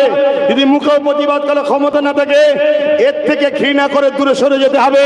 যদি তিনটের মধ্যে কোনোটা না থাকে, আল্লাহ নবীর হাদিস অনুযায়ী তার মধ্যে ঈমান নাই, ঈমান নাই, ঈমান নাই। শুনছেন তো নাকি? হুজুর দলিল নয়, পীরজাদা দলিল নয়, দলিল মুফতি মাওলানা ইমাম নয়, দলিল আব্বাস সিদ্দিকীও নয়। দলিল হলো আদিল্লাতুল ইসলামে আরবাতুন, কোরআন সুন্নাহ ইজমা কিয়াস। মূলত দুটো, হাবিবুল্লাহ আর কালামুল্লাহ, কোরআন শরীফ, মুহাম্মদ রাসূল সাল্লাল্লাহু আলাইহি সাল্লাম। শুনছেন তো নাকি? এবার নবীর কথা কেউ অস্বীকার করবেন? হ্যাঁ, তাহলে আমাদেরকে মুনাফিক চিনতে হবে না, হবে না? এরপরেও কারা ঘুরঘুর করে দেখতে হবে না, হবে না? হ্যাঁ, যদি এর ভুলটা বুঝে ক্ষমা চেয়ে নেয় আলাদা কথা, যে আমার ওটা বলা ভুল হয়েছিল, আমি ক্ষমা চেয়ে নিচ্ছি, তাহলে আলাদা বিষয়। ঠিক না বেঠিক গো? আর এর সাথে আমার লড়াই অনেক আগে থেকে, জানেন আপনারা? হ্যাঁ, বলছেন আমি সব থেকে বড় দুশ্মন হবো। আরে এর সাথে দুশ্মনী অনেক আগে থেকে আমার শুরু হয়েছে। কবে থেকে জানেন? আমার জায়গা মেরেছে নাকি? আমার চাকরি মেরে দিয়েছে? আমার পদ কেটে নিয়েছে নাকি? না আমি কিছু চেয়েছিলাম, যাই না। শোনো, লড়াই শুরু হয়েছিল চুচুড়ার মসজিদ মাদ্রাসায় তালা মেরেছিল রাজ্য সরকার। জানো তোমরা? জানো? সেই চুচুড়ার মসজিদ মাদ্রাসার তালা খুলতে যাই আমি, আমার সঙ্গে আমার ভালোবাসার লোকেরাও গিয়েছিল। আর ওই র্যাব নেপিয়ে চমকাবে, ধমকাবে, মারবে প্ল্যান করেছিল। আমিও বলেছিলাম আজ মারলে কম আছি, কাল প্রতিশোধ তুলে নেব। কেন? সংবিধান রাইট দিয়েছে, সংবিধান রাইট দিয়েছে, ছাড়াছাড়ির ব্যাপার নেই। সংবিধান বিরোধী যে হবে সে আমাদের কাছে কেউ নয়। কেন? দেশ আগে, সংবিধান আগে। প্রশাসনকে স্যালুট করি, সম্মান করি। প্রশাসন আমাদের সামাজিক বন্ধু, আমাদের সুখে দুঃখে সাথ দেয়। কিন্তু তা বলে এটা নয়, কোন প্রশাসন যদি দেশের সঙ্গে গাদ্দারি করে তারও ছাড় নাই। ঠিক না বেঠি? কেন? দেশ অনেক আগে, দেশের জন্য অনেক জীবন দিয়েছে অনেক মহামনীষী। এবং মেদিনীপুর তো বিপ্লব, এ তো বিপ্লবের জেলা, এখান থেকে তো ইনকিলাব হয়। এ ভূমি, এখানে তো বীর সন্তান হয় এই জমিন থেকে, জানেন তো নাকি? এই জেলা থেকে অনেক বিপ্লব, কি বলে, মেদিনীপুর দিয়েছিল। তো যাই হোক, আমি অত বিস্তারিত যাচ্ছি না। সেই জায়গায় ওই মসজিদ খুলে আসরের নামাজ, মাগরিবের নামাজ পড়ে আলহামদুলিল্লাহ আল্লাহ আমায় নিয়ে এসেছিল। আমি জিন্দেগিতে কি করেছি আমি কিছু জানি না। কিয়ামতের দিন আমার জান্নাত যাওয়ার জন্য আমি মনে করি মুস্তাফার গোলাম হিসাবে তো একটা প্রথম সার্টিফিকেট আছেই, ওটা তো ঈমান। দ্বিতীয় কাজ হিসাবে যদি বলা হয়, আমার সঙ্গে যারা ছিল আর আমি, খোদা তোমার ঘরের জন্য জানকে বাজি লাগিয়েছিলাম। জোরে বলুন সুবহানাল্লাহ। আগামী দিন আমার মসজিদ মাদ্রাসা বল্ডুজা যদি ভাঙতে আসে, হাত দিয়ে রুখতে হবে না, হবে না? জোরে বলুন। কিন্তু হাত দিয়ে রুখবেন আপনি, তার আগেই তো তোমার রাজ্যের নেত্রী বলে দিচ্ছে আন্দোলন চলবে না। আর যারা আন্দোলন করতে গেছে তাদের বাড়ি পুলিশ পাঠিয়ে সব তুলছে। শুনছেন না? শুনেন, একটা নতুন পরিকল্পনা হচ্ছে, বলবো না থাকবে? এই অসুবিধা হচ্ছে বাইরে ভাইগুলো। একটা নতুন পরিকল্পনা হচ্ছে মুসলমানদের ভাষাবার, বলবো? পায়ের ওপরে পা দিয়ে ঝগড়া করো, পায়ের ওপরে পা দিয়ে ঝগড়া করো। ঝগড়া করার পর মুসলমানদের নামে ফেক কেস দাও, হাজার হাজার তুললে আসবে। কেন এমনি তুললেই বা ডাইরেক্ট শাসক যদি কেন এর টিকে আছে মুসলমানের ভোটে, জানেন তো নাকি? তাহলে বদলাম হয়ে যাবে। শুনছেন? কিন্তু ওপর থেকে তো চাপ আসছে, এত বছর কি করছিস, মারিসনি কেন এখনো মুসলমানদের পারে? অন্য রাজ্যে মারছে, তুই মারিসনি কেন? শুনছেন না শোনেননি? কিন্তু মনে রাখবেন, উত্তরপ্রদেশেও মুসলমান মরছে কেন্দ্র সরকারের হাতে, বাংলাও মুসলমান মরছে রাজ্য সরকারের হাতে। মরছে না মরে না মরে? এই যে 9 বছরের বাচ্চারা বোম ফেটে মরলো কার হাতে? কথা বলছে না তো। কিন্তু একটা প্ল্যান তৈরি হচ্ছে, কি জানেন? একজন কেউ ফেসবুকে আমার নবী নিয়ে ইসলাম নিয়ে একটা নোংরা কথা লিখবে, রাগ হবে না? হবে না ভাই? আপনার ধর্ম ভালোবাসেন, আমার ধর্ম ভালো, রাগ হবে তো নাকি?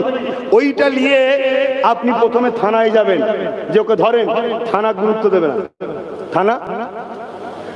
থানাকে ওপর থেকে চাপ দিয়ে আছে, গুরুত্ব দেবে না। শুনছেন না শোনেন না? তাহলে গুরুত্ব দিল না, যখন গুরুত্ব দিল না আপনার রাগ বাড়ছে তো, আপনি কি করবেন তখন? চৌমাথাটাকে বন্ধ করবেন, ঠিক না বেঠিক? যখনই চৌমাথা বন্ধ করবে, সঙ্গে সঙ্গে ওপর থেকে আবার থানাকে বলবো ওকে তুললে, ওই যে লিখেছিল ওকে তুলে নিয়ে ওকে তুললে আসবে, নিয়ে এসে হালকা ধারা দেবে। কি দেবে? হালকা ধারা। যখনই তুললে আপনারা কি বলবেন? দেখেছিস এটা অন্য রাজ্য হলো, হতো নি, আমাদের দিদির রাজ্যে দেখেছিস, তুলেছি, খুশি হয়ে গেলাম আমরা। তাহলে ওনার ভোটটাও পাকা হয়ে গেল। শুনছেন না শোনেন না? তারপরের দিনে ও তো জামিন পেয়ে গেল। এবার কি হবে শোনো, যতজন আন্দোলন করেছে, হয় সিসি ক্যামেরা আর না নিজেরাও তো ফটো তোলো, আবার লাইভ সেলফি তোলো না, ওইগুলো দেখে দেখে দেখে দেখে। আর প্রত্যেকটা মুসলমান গ্রামে থানার লোক আছে না নাই? জালিমদের লোক আছে না নাই? ওই মুসলমানকে দিয়ে ভিডিও করাবে, তার দেখে দেখে দেখে দেখে হাজার হাজার মুসলমান ছেলের নামে কেস দেবে। আর এমন মামলা দেবে যে মামলা 2 বছর 3 বছর কি 3 মাস 4 মাস 5 মাস পরে জামিন হবে। শুনছেন আমার কথা? প্ল্যানটা কি শুনুন। তারপরে কি হবে শোনো, কেস দিয়ে দিল, রাত্রিরে পুলিশ আসবে, আপনার ভয়ে ছুটবেন তো নাকি? কথা বলে সব ছুট। যখন ছুটবেন মা বোনেরা তখন কোথায়? জোরে বলুন, ঘরে। বাকিটার খুলে বলছি, মা বোনেদের সঙ্গে কি জুলুমটা হয়। শুনছেন না শোনেন না? হ্যাঁ, এটা আব্বাস সিদ্দিকী ওয়াজ করছি, শোনো।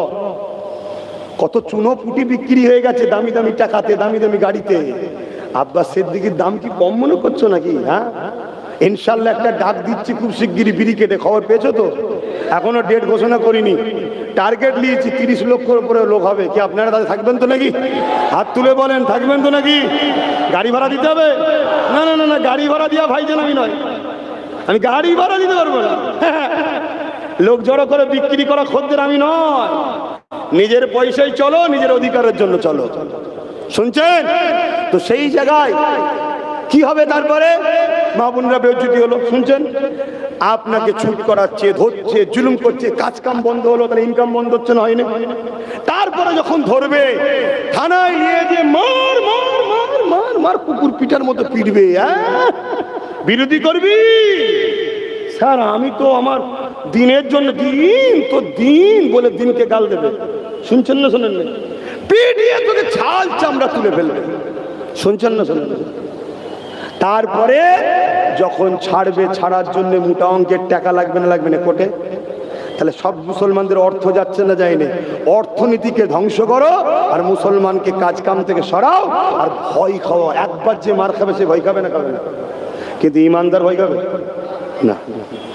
ইমানদার ভয় খাবে না। ইমানদার আরো শক্তিশালী হবে, টার্গেট করবে, দাঁড়া তোকে এবার আমি দেখবো। শুনছেন না শোনেন না? হ্যাঁ, সাইজ একেবারেই করে দেবে। কথা বুঝে আসছে না? না, ইমানদার কখনো ভয় খায় না।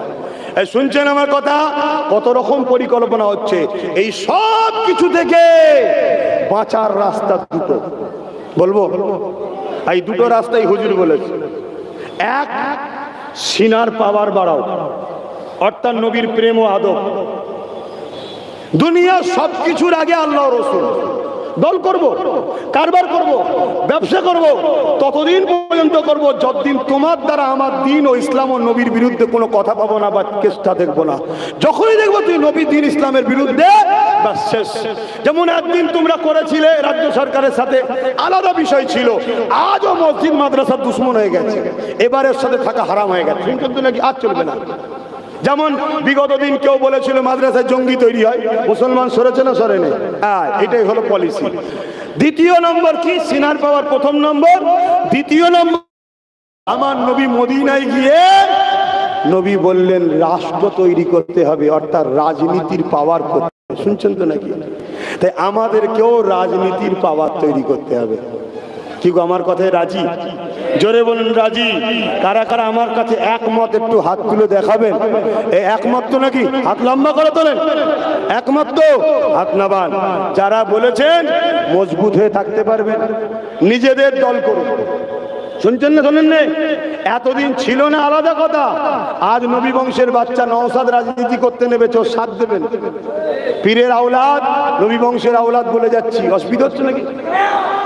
এই আমার নবীর মেম্বারে ঈদে মিলাদুন নবীতে দাঁড়িয়ে ঈমান নাপাক অপবিত্র তারা দাঁড়িয়ে যদি নবীর দুশমনের কাজ করতে পারে, নবীর মেম্বারে দাঁড়িয়ে নবীর ঘরের ছেলের জন্য প্রচার করছি, কোন বেঈমানের যদি অসুবিধা হয় সে বেঈমান দূর হয়ে যাবে, আমাদের সামনে না আসে। ঠিক না বেঠে?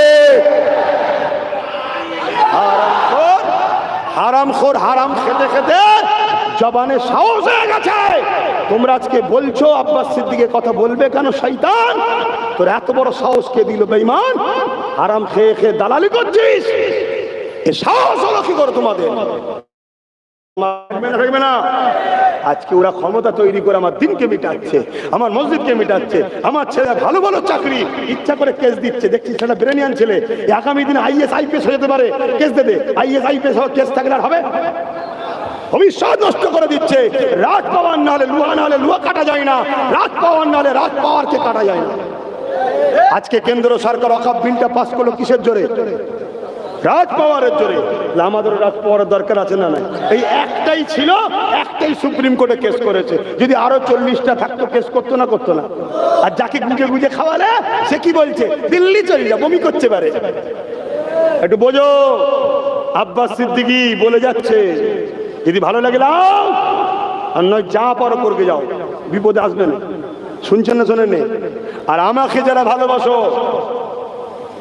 একটা পরিচয় পত্র রাখতে হবে, তুমি আমার সাথে আছো না নাই।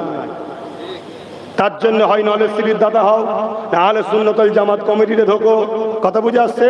এই দুটোর মধ্যে একটাই জড়াও। আর ইমাম ভাইয়ের আবার বলছি, যদি সাথ দেন, একবার কমসে কম প্রকাশ্য যদি নাও দেন, কি করে 20,000 হবে? আমার সাথে পার্সোনাল বসুন না, আমি প্রকাশ্য বলা যাবে না সব কথা। আরে তোমার জেলায় আছে আমাদের দুশ্মন একটা, আছে না? নাই?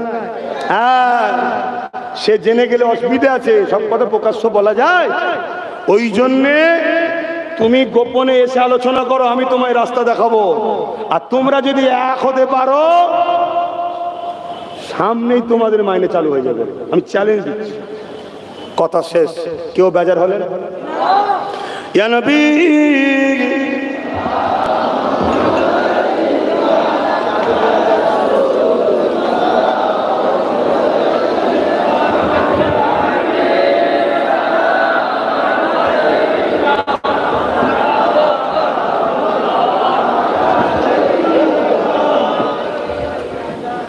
বাপ, আমার কথায় কষ্ট হচ্ছে নাকি?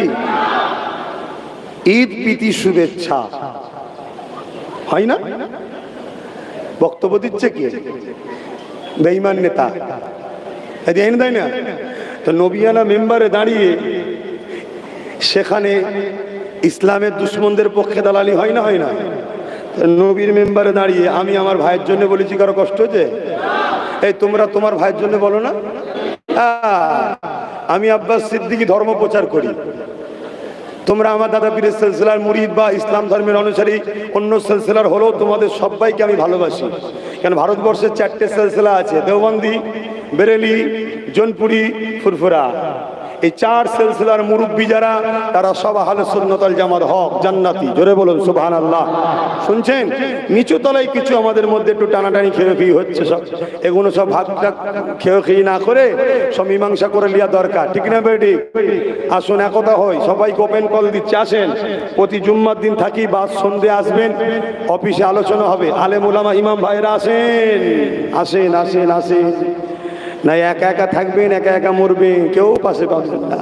কাউ সব দরদি দেখে নিয়েছি বাবা, দেখে নিয়েছি সব। কি গো তোমরা এখানে সব রয়েছো, কি অসুবিধা হচ্ছে নাকি? হ্যাঁ, আমার ওই দাদার অসুবিধা হচ্ছে না তো? আমি জানি ওনাদের কোনো অসুবিধা হয় না, শুধু অসুবিধা হয় আমার কমের 2-4টে মুনাফেকের, আমার সমালোচনা করবে। আমি কিছু ভুল কথা বলছি, হ্যাঁ মাথায় রাখবে। প্রশাসন যখন আপনাকে এসে ধরবে, আর এক পাওয়ার না, প্রশাসনের পাওয়ার না থাকলে আপনি রুখবেন কি করে? হ্যাঁ, ইয়া নবী সালাম, ইয়া রাসূল সালাম, ইয়া হাবিব সালাম, সালাওয়াতুল্লাহ। কঠিন হাসরের দিনে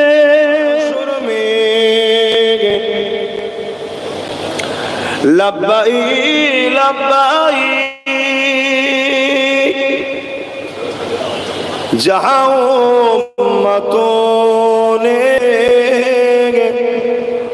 पुकारा मोहम्मद,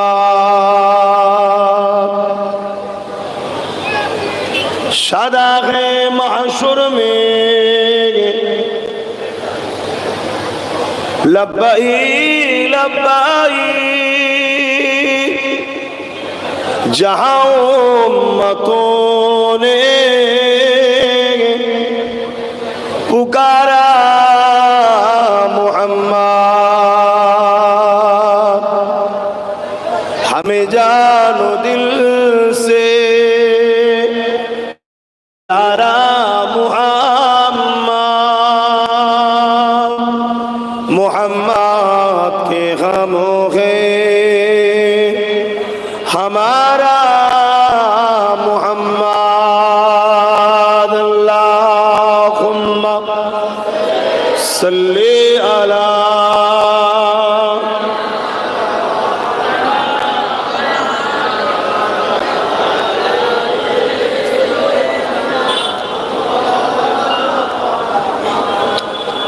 कलमे ला इलाहा इल्लल्लाह, ला इलाहा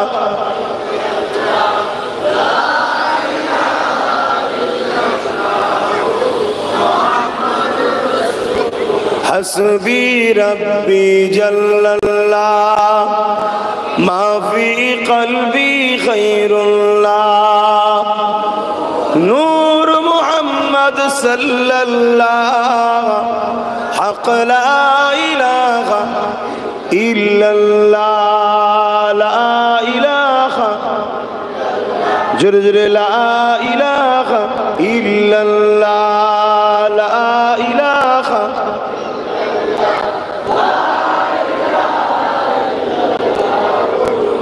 मुहम्मदुर रसूलुल्लाह। अल्लाहुम्मा सल्ली अला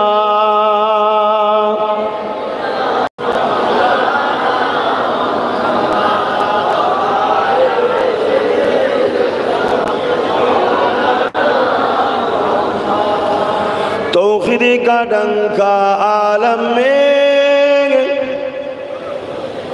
बजवा दिया कमली वाले ने, तौहीद का डंका आलम में बजवा दिया कमली वाले ने, पी पी के पियाले कौसर के लौटेंगे मजाजी भर भर के, इन्ना तैना कल कौसर फरमा दिया कमली वाले ने, दीन मिला ईमान मिला पढ़ने के लिए कुरान मिला, जो कुछ देने का था सब कुछ दिलवा दिया कमली वाले ने। बोलो ला इलाहा इल्लल्लाह, ला इलाहा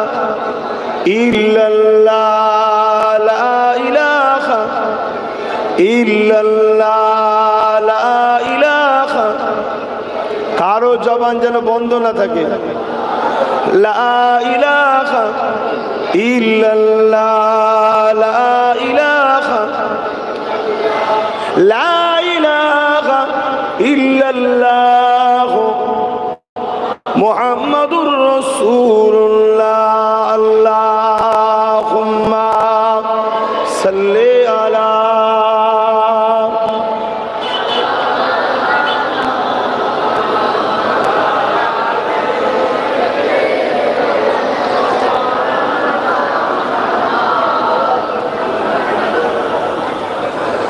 وقال الله تعالى في كلام المسيح الفرقان الحميد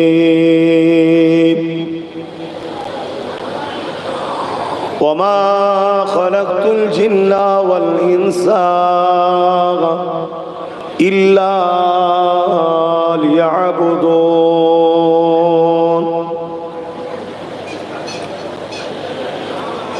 وقال النبي صلى الله عليه وسلم من أحب لله وأبغض لله وعاد لله ومنع لله فقد استكمل الإيمان.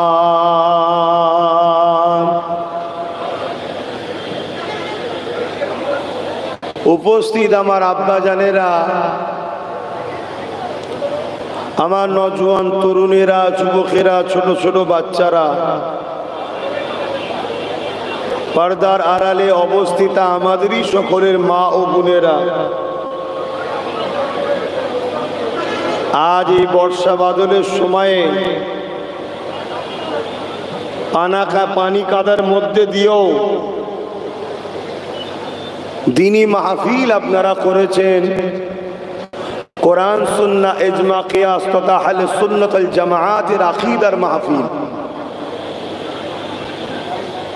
এবং আপনারাও এদিক ওদিক বেথা সময় নষ্ট না করে কোরআনের মাহফিল, দিন ইসলামের মাহফিলে আল্লাহ আপনাদেরকে আসার তৌফিক দিয়েছে, আপনারা এসেছেন। তাই সকলে একটু খুশি হয়ে বলি আলহামদুলিল্লাহ। পাশাপাশি আজ পুরো পৃথিবীর দিকে যদি তাকাই, নতুন করে আবার যেন সেই আইয়ামে জাহিলিয়াতের গন্ধ পাওয়া যাচ্ছে। আইয়ামে জাহিলিয়াতের ইতিহাস আমরা পড়েছি, কিন্তু বাস্তবে যেন এখন কিছু কিছু দেখা যাচ্ছে। আবার সেই হিংসা, আবার সেই খুন খারাপি, আবার সেই লুট দাঙ্গা ফাসাদ, আবার সেই ইসলাম ইনসাফ ইনসানিয়াত নাই, সত্যের বিরুদ্ধে আবার একদল মানবলোভী পশুরা যেন মাথা চাড়া দিয়েছে। এইরকম একটা ভয়ানক পরিস্থিতির মধ্যে দিয়েও আল্লাহ যে আমাদের ঘরে দিনই একটা মাহফিল করিয়ে নিচ্ছেন আমাদের দ্বারা, এবং আমাদেরকে যে আল্লাহ বসার তৌফিকও দিয়েছেন, তে আরো একবার খুশি হয়ে বলি আলহামদুলিল্লাহ। আমি তো প্রায় এটা দিয়ে বিভিন্ন দিকে জলসায় যাই। আমি ভাবতাম এই পাড়াটাই কখনো জলসা একবার হবে না,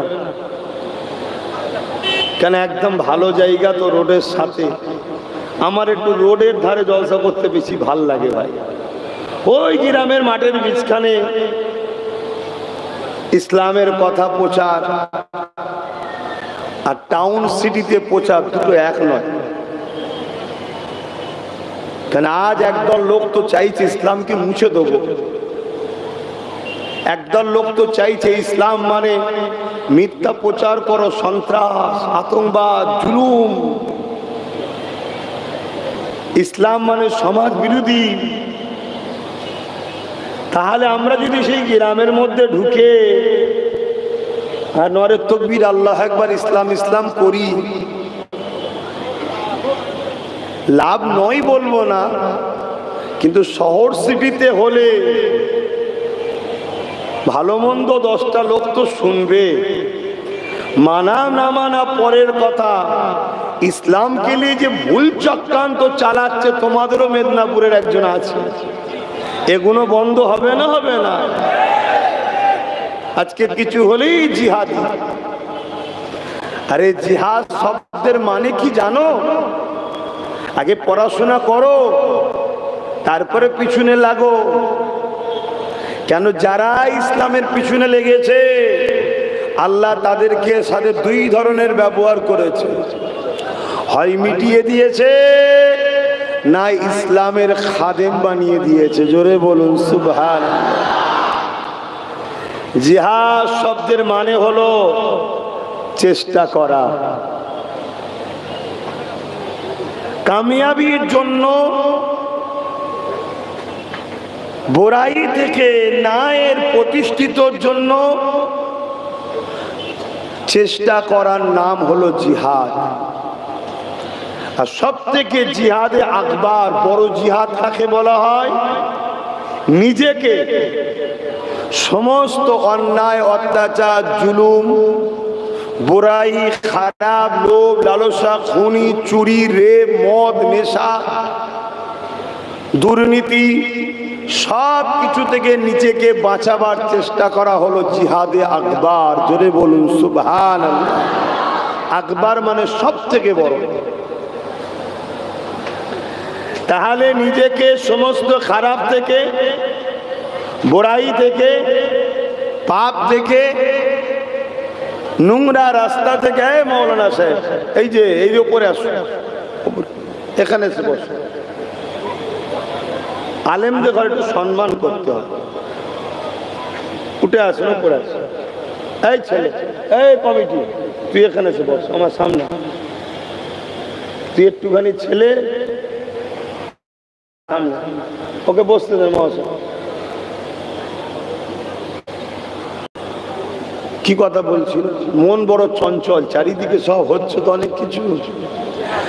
হ্যাঁ, তাহলে সমস্ত অন্যায়, অত্যাচার, জুলুম, খারাপ জিনিস না দেখা, পর নারীর দিকে খারাপ নজরে না দেখা, অন্তর থেকেও খারাপ বাসনা না তৈরি করা, চুরি করব না, লুটব না, জুলুম করব না, দেশের ক্ষতি করব না, নেশা করব না, গালিগালাজ করব, এক কথায় সমস্ত খারাপ থেকে নিজেকে বাঁচাবার চেষ্টা করাটার নাম হলো জিহাদে আকবার। তাহলে আমরা জিহাদ করব না? করব না? জোরে বলো। যদি কেউ আমাদেরকে জিহাদি তকমা লাগিয়ে ডাউন করতে চায়, আমরা তার সামনে গিয়ে বেশি বেশি করে স্লোগান দেবো, জিহাদ জিহাদ জিহাদ চাই, জিহাদ করে বাঁচতে চাই। বলবেন না? বলবেন না? জিহাদ জিহাদ জিহাদ চাই, জিহাদ করে বাঁচতে চাই। কি বলবেন না? তার মানে কি? চুরি নয়, অন্যায় নয়, জেনা নয়, ব্যভিচার নয়, খুন নয়, লুট নয়, দেশদ্রোহী নয়, অত্যাচারী নয়, সন্ত্রাসী নয়, বদমাইশি নয়, এসব ছেড়ে দিয়ে ভালো মানুষ হওয়ার জন্য চেষ্টা করার নাম হলো জিহাদে আকবার। সব থেকে বড় জিহাদ। জোরে বলুন সুবহানাল্লাহ। পড়াশোনা জানে না, কেউ কানে ঢুকিয়ে দিয়েছে, হইলে হই হই হই হই করছে। শুনছেন তো? যাক, ইসলামকে মিটাবার চেষ্টা যুগে যুগে করে আসছে, আজও চলছে। তাম পৃথিবী জুড়ে ইসলামকে মিটাবার একটা পরিকল্পনা চলছে। আপনারা খেয়াল করে দেখুন, মোবাইল সব হাতে আছে তো, বড় বড় কি দেখেন মোবাইলে? একটু বিশ্বের খবর রাখবেন, একটু বিশ্বের খবর রাখবেন, রেখে তাহলে চলবেন, তাহলে আগামী দিন আপনাদের বাচ্চারা নিরাপদে থাকবে।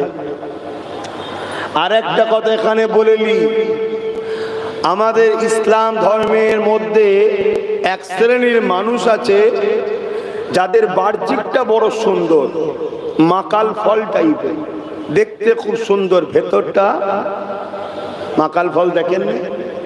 বলবেন তো? দেখতে বড় সুন্দর আর ভেতরটা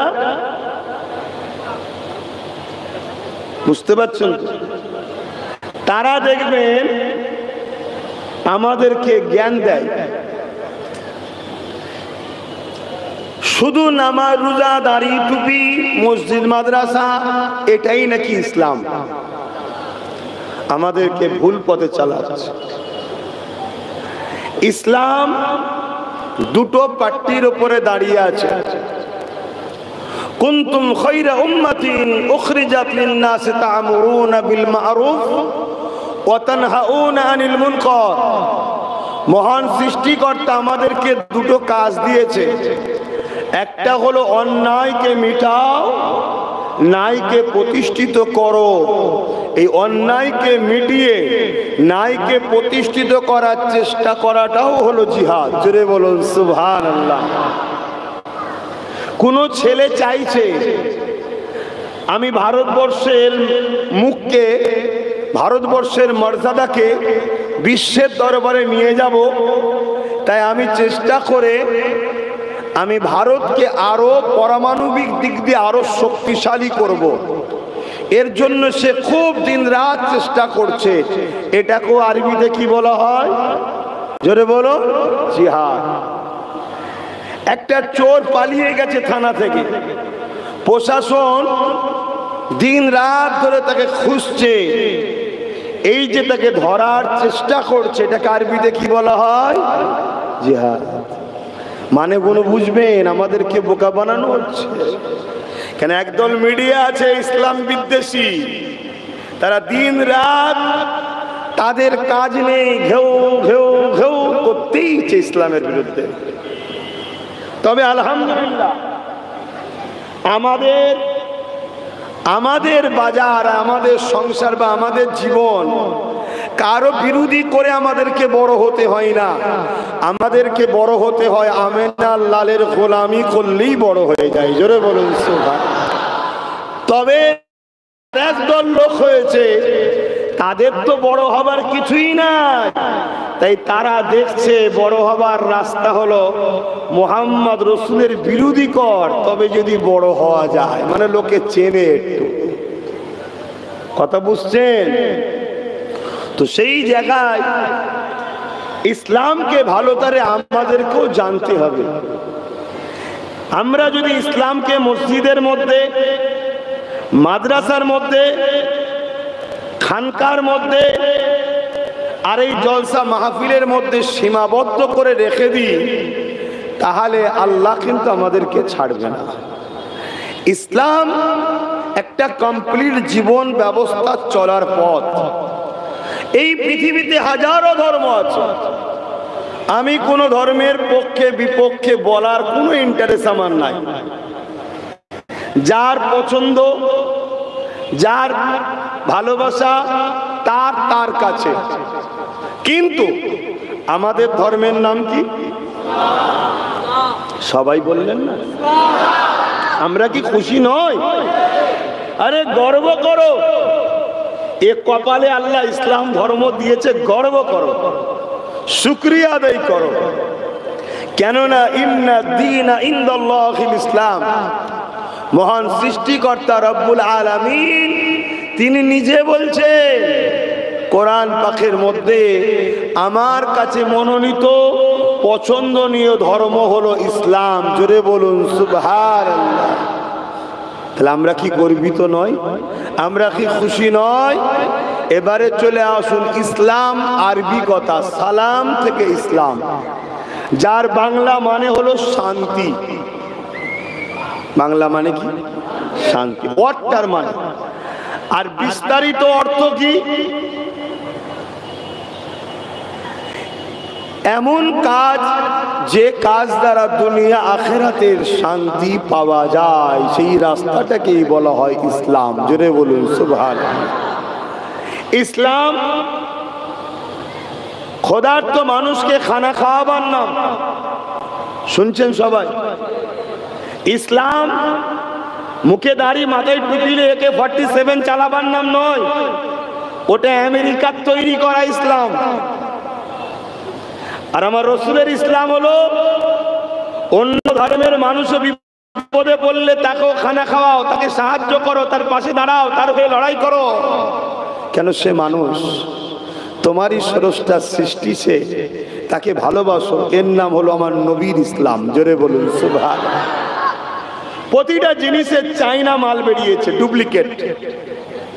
তা ইসলামকে বদনাম করার জন্য ইসলাম বিদ্বেষীরা ডুপ্লিকেট ইসলাম বার করেছে। তারা মাদ্রাসাও তৈরি করেছে, তারাও মসজিদও করেছে। সেই জায়গায় ট্রেনিং দেওয়া হয় নকল ইসলামের।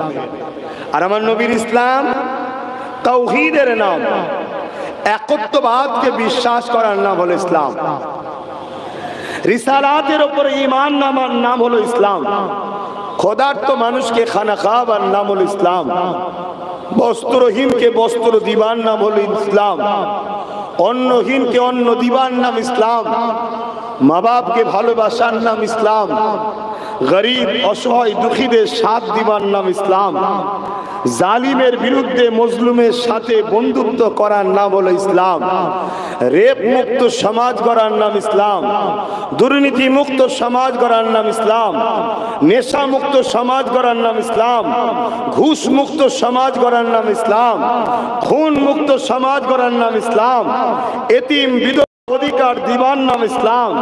নারীদের অধিকার দিবার নাম ইসলাম। নিজের মাতৃভূমিকে সার্বভৌমত্ব নিরাপদে রাখার নাম ইসলাম। নিরাপদে রাখার নাম, দেশকে ভালোবাসার নাম, জালিমের বিরোধী করার নাম, মজলুমের সঙ্গে বন্ধুত্ব করার নাম। সে মজলুম যদি হিন্দু হয় তার সাথ দিতে হবে, খ্রিস্টান হয়, আদিবাসী হয়, দলিত হয়, যেই হোক, মজলুম যে, তার সাথে দাঁড়াবার নাম হলো ইসলাম। কিন্তু আজকে মিডিয়া বা একদল লোকেদের মুখে প্রচার হচ্ছে কি? কেন? কেন? অনেকে তো এমনও প্রচার করে যে ইসলাম নাকি ১৫০০ বছরের। এই টপিকের উপর একটু আলোচনা হোক নাকি? সেই গ্যালারির বাইরে যারা আছেন কি বলছেন? এই বিষয়টা আলোচনা হোক, একটু জানা দরকার। আপনারাও অনেকে জানেন না, আমার কওমের লোকেরাই জানে ইসলাম নাকি ১৫০০ বছরের। অনেকে বলে হযরত প্রফেট মুহাম্মদ সাল্লাল্লাহু আলাইহি ওয়াসাল্লাম থেকে নাকি ইসলাম শুরু। এটা চরম একটা অসত্য মিথ্যা কথা।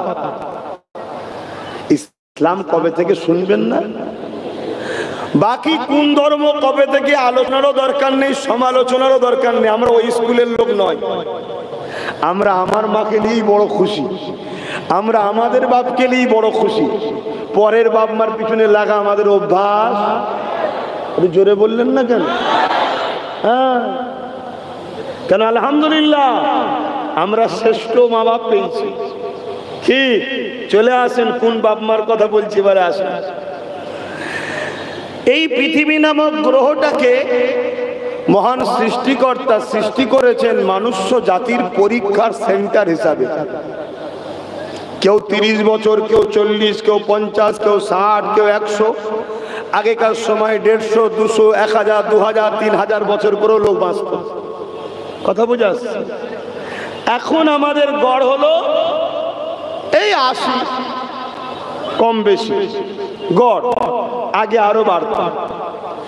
এই পৃথিবী নামক গ্রহে মহান সৃষ্টিকর্তা আমাদেরকে পাঠিয়েছেন এক পরীক্ষার জন্য, যে দুনিয়ায় সব থাকবে, ভালোও রাখবো, মন্দও রাখবো, ন্যায়ও রাখবো, অন্যায়ও রাখবো। আমার বান্দা, তোমাকে আমি পরীক্ষা নিতে পাঠালাম। তুমি আমাকে যদি ভালোবাসো, এই পৃথিবীর নোংরা সবকিছু থাকার মধ্যে দিয়ে যে কোনো ভালো সেগুলোকে গ্রহণ করে আমার খুশির জন্য সব অন্যায়কে ছাড়তে পারো কিনা দেখব। এটা হলো পরীক্ষা। কথা বুঝলেন? এই পরীক্ষায় যারা গেনার পাস করবে তাদেরকে মহান স্রষ্টা তিনার তৈরি করা চিরশান্তির মেহমানখানা জান্নাতে রাখবেন। জোরে বলুন সুবহানাল্লাহ।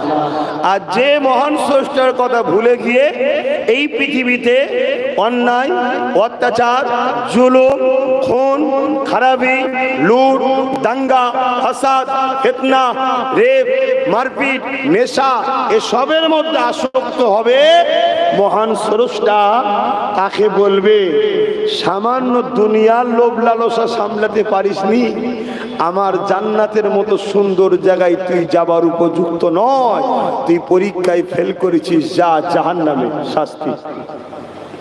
আমরাও পরীক্ষা স্কুলে দিই না চাকরির পরীক্ষা, বিভিন্ন কামিয়াবির আগে একটা টেস্ট পরীক্ষা হয় না? কেন পরীক্ষা ছাড়া কোনো ফলাফল নাই। এখানেও অনেকে রেজাল্ট বেরোবার দিনে হাসে, অনেকে চোখের পানিতে ফেলে, অনেকে আবার আত্মহত্যাও করে ফেলে। কিন্তু ময়দানে মাশরে ওখানে আত্মহত্যার কোনো রাস্তাও নেই, আর ওখানে কেঁদেও কোনো সাহারা আর নেই। কেননা ওখানে আল্লাহ তার জন্য যেটা ফয়সালা করবে সেটাকে রদ করার কারো ক্ষমতা নেই। এখানে আল্লাহ ছাড় দিয়েছে, ছেড়ে দেয়নি। যেমন ইসলাম আজ দুই শ্রেণীর লোক ইসলামের উপরে আঘাত করছে। এক প্রকাশ্য দুশমন, যাদের ভয় হয় ইসলামের সত্য আলোর কাছে তাদের মিথ্যা 2 নম্বরই ধান্দা বন্ধ হয়ে যাচ্ছে, তাই তারা ইসলামকে বড় ভয় করে মিটাতে চায়। দ্বিতীয় নম্বর হলো মুসলিম সুরাতে দাড়ি টুপির আড়ালে পীর পীরজাদা মুফতি মাওলানা মুসলমান দাবি করে ওই প্রকাশ্য দুশমনদের ডলার নিয়ে, অর্থ নিয়ে ইসলামের গোড়া কাটছে। এই দুই ধরনের দুশমন ইসলামে আছে। তবে মনে রাখবেন, প্রকাশ্য দুশমন যুগে যুগে ছিল, তাদের হাতে যতই ক্ষমতা থাকে না কেন মিটেছে তারা, ইসলাম বিজয় যুগে যুগে লাভ করেছে। জোরে বলুন সুবহানাল্লাহ। কিন্তু মুসলিম সমাজ, ইসলামের মান্যওয়ালাদের বড় ক্ষতি হয়েছে ওই মুনাফিক গাদ্দার মুসলমানদের জন্য। আমার আজ বুঝছেন তো কোন দিকে যাচ্ছি? ভূমিকাটা প্রথম শুনেলেন, তারপরে টানটুনো হবে, চিন্তার কোনো কারণ নেই। আল্লাহ দিয়েছে যখন কেন ব্যবহার করব না? অনেকে দেয় না, হিংসা করে বলে আমি টানটুনের বক্তা নয়। তুই দিলে তুও চালাতিস, খোদা মেরে দিয়েছে তাই পারিস নি, এখন ক্রিটিসাইজ করা উচিত নয়। আমি যদি এই যুবকটা দিলে মোহাব্বতের আওয়াজ দিয়ে যদি ওকে ইসলামমুখী করতে পারি, ওই চেষ্টাটাও বৈধ, হালাল। জোরে বলুন সুবহানাল্লাহ। হযরতে দাউদ আলাইহিস সালামকে আল্লাহ এত সুন্দর ইলহাম সুর দিয়েছিলেন, উনি যখন আল্লাহর কোরআন তেলাওয়াত করতেন, সাগরের মাছগুলো সব কিনারা ধারে চলে এসে হুজুরে, এই বাবু প্রণাম করে বসো, একটু কষ্ট হচ্ছে জানি, আমারও কষ্ট হচ্ছে, তুমি তো চুপ করে বসে আছো, কি বেকার, কিছু কাজের নাই, গরম হাওয়া বাতাস। মাছগুলো চলে আসতো। তবে মনে রাখবেন, আমার নবীর থেকে সুন্দর নয়, হ্যাঁ, সব জায়গায় শ্রেষ্ঠ মুহাম্মদ রাসূল। জোরে বলুন সুবহানাল্লাহ।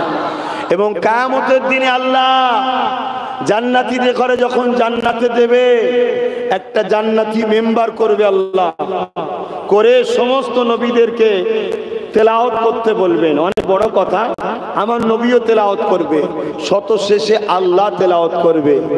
এত সুন্দর আল্লাহর বাণী, আহা, পড়লেই যদি এত মজা লাগে, তিনার কণ্ঠে, কুদরতি কণ্ঠে, শুনলে কেমন হবে বলেন তো? বলা যাবে না বাপ।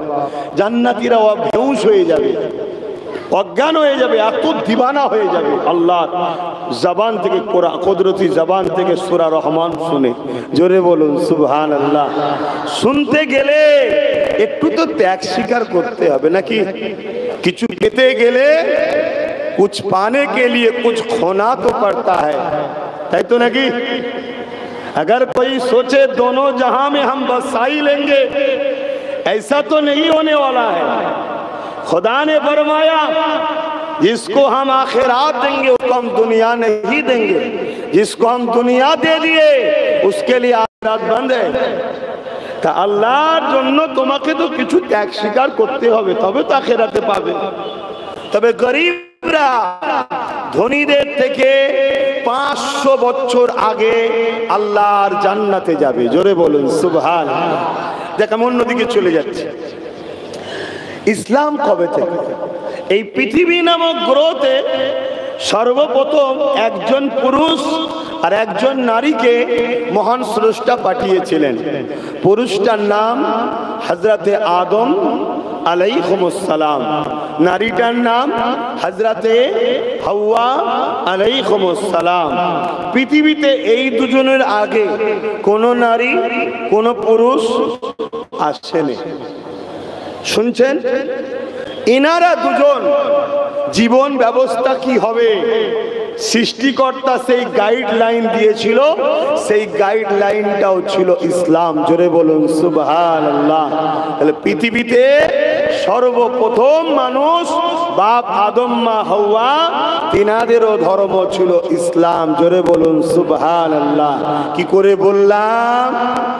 বাপ আদমও ছিলেন একত্ববাদের বিশ্বাসী, এক প্রভু, এক রব, এক খালেক। তিনি কে? আল্লাহ। মা হাওয়াও ছিলেন এক রবের বিশ্বাসী, তিনি কে? আল্লাহ।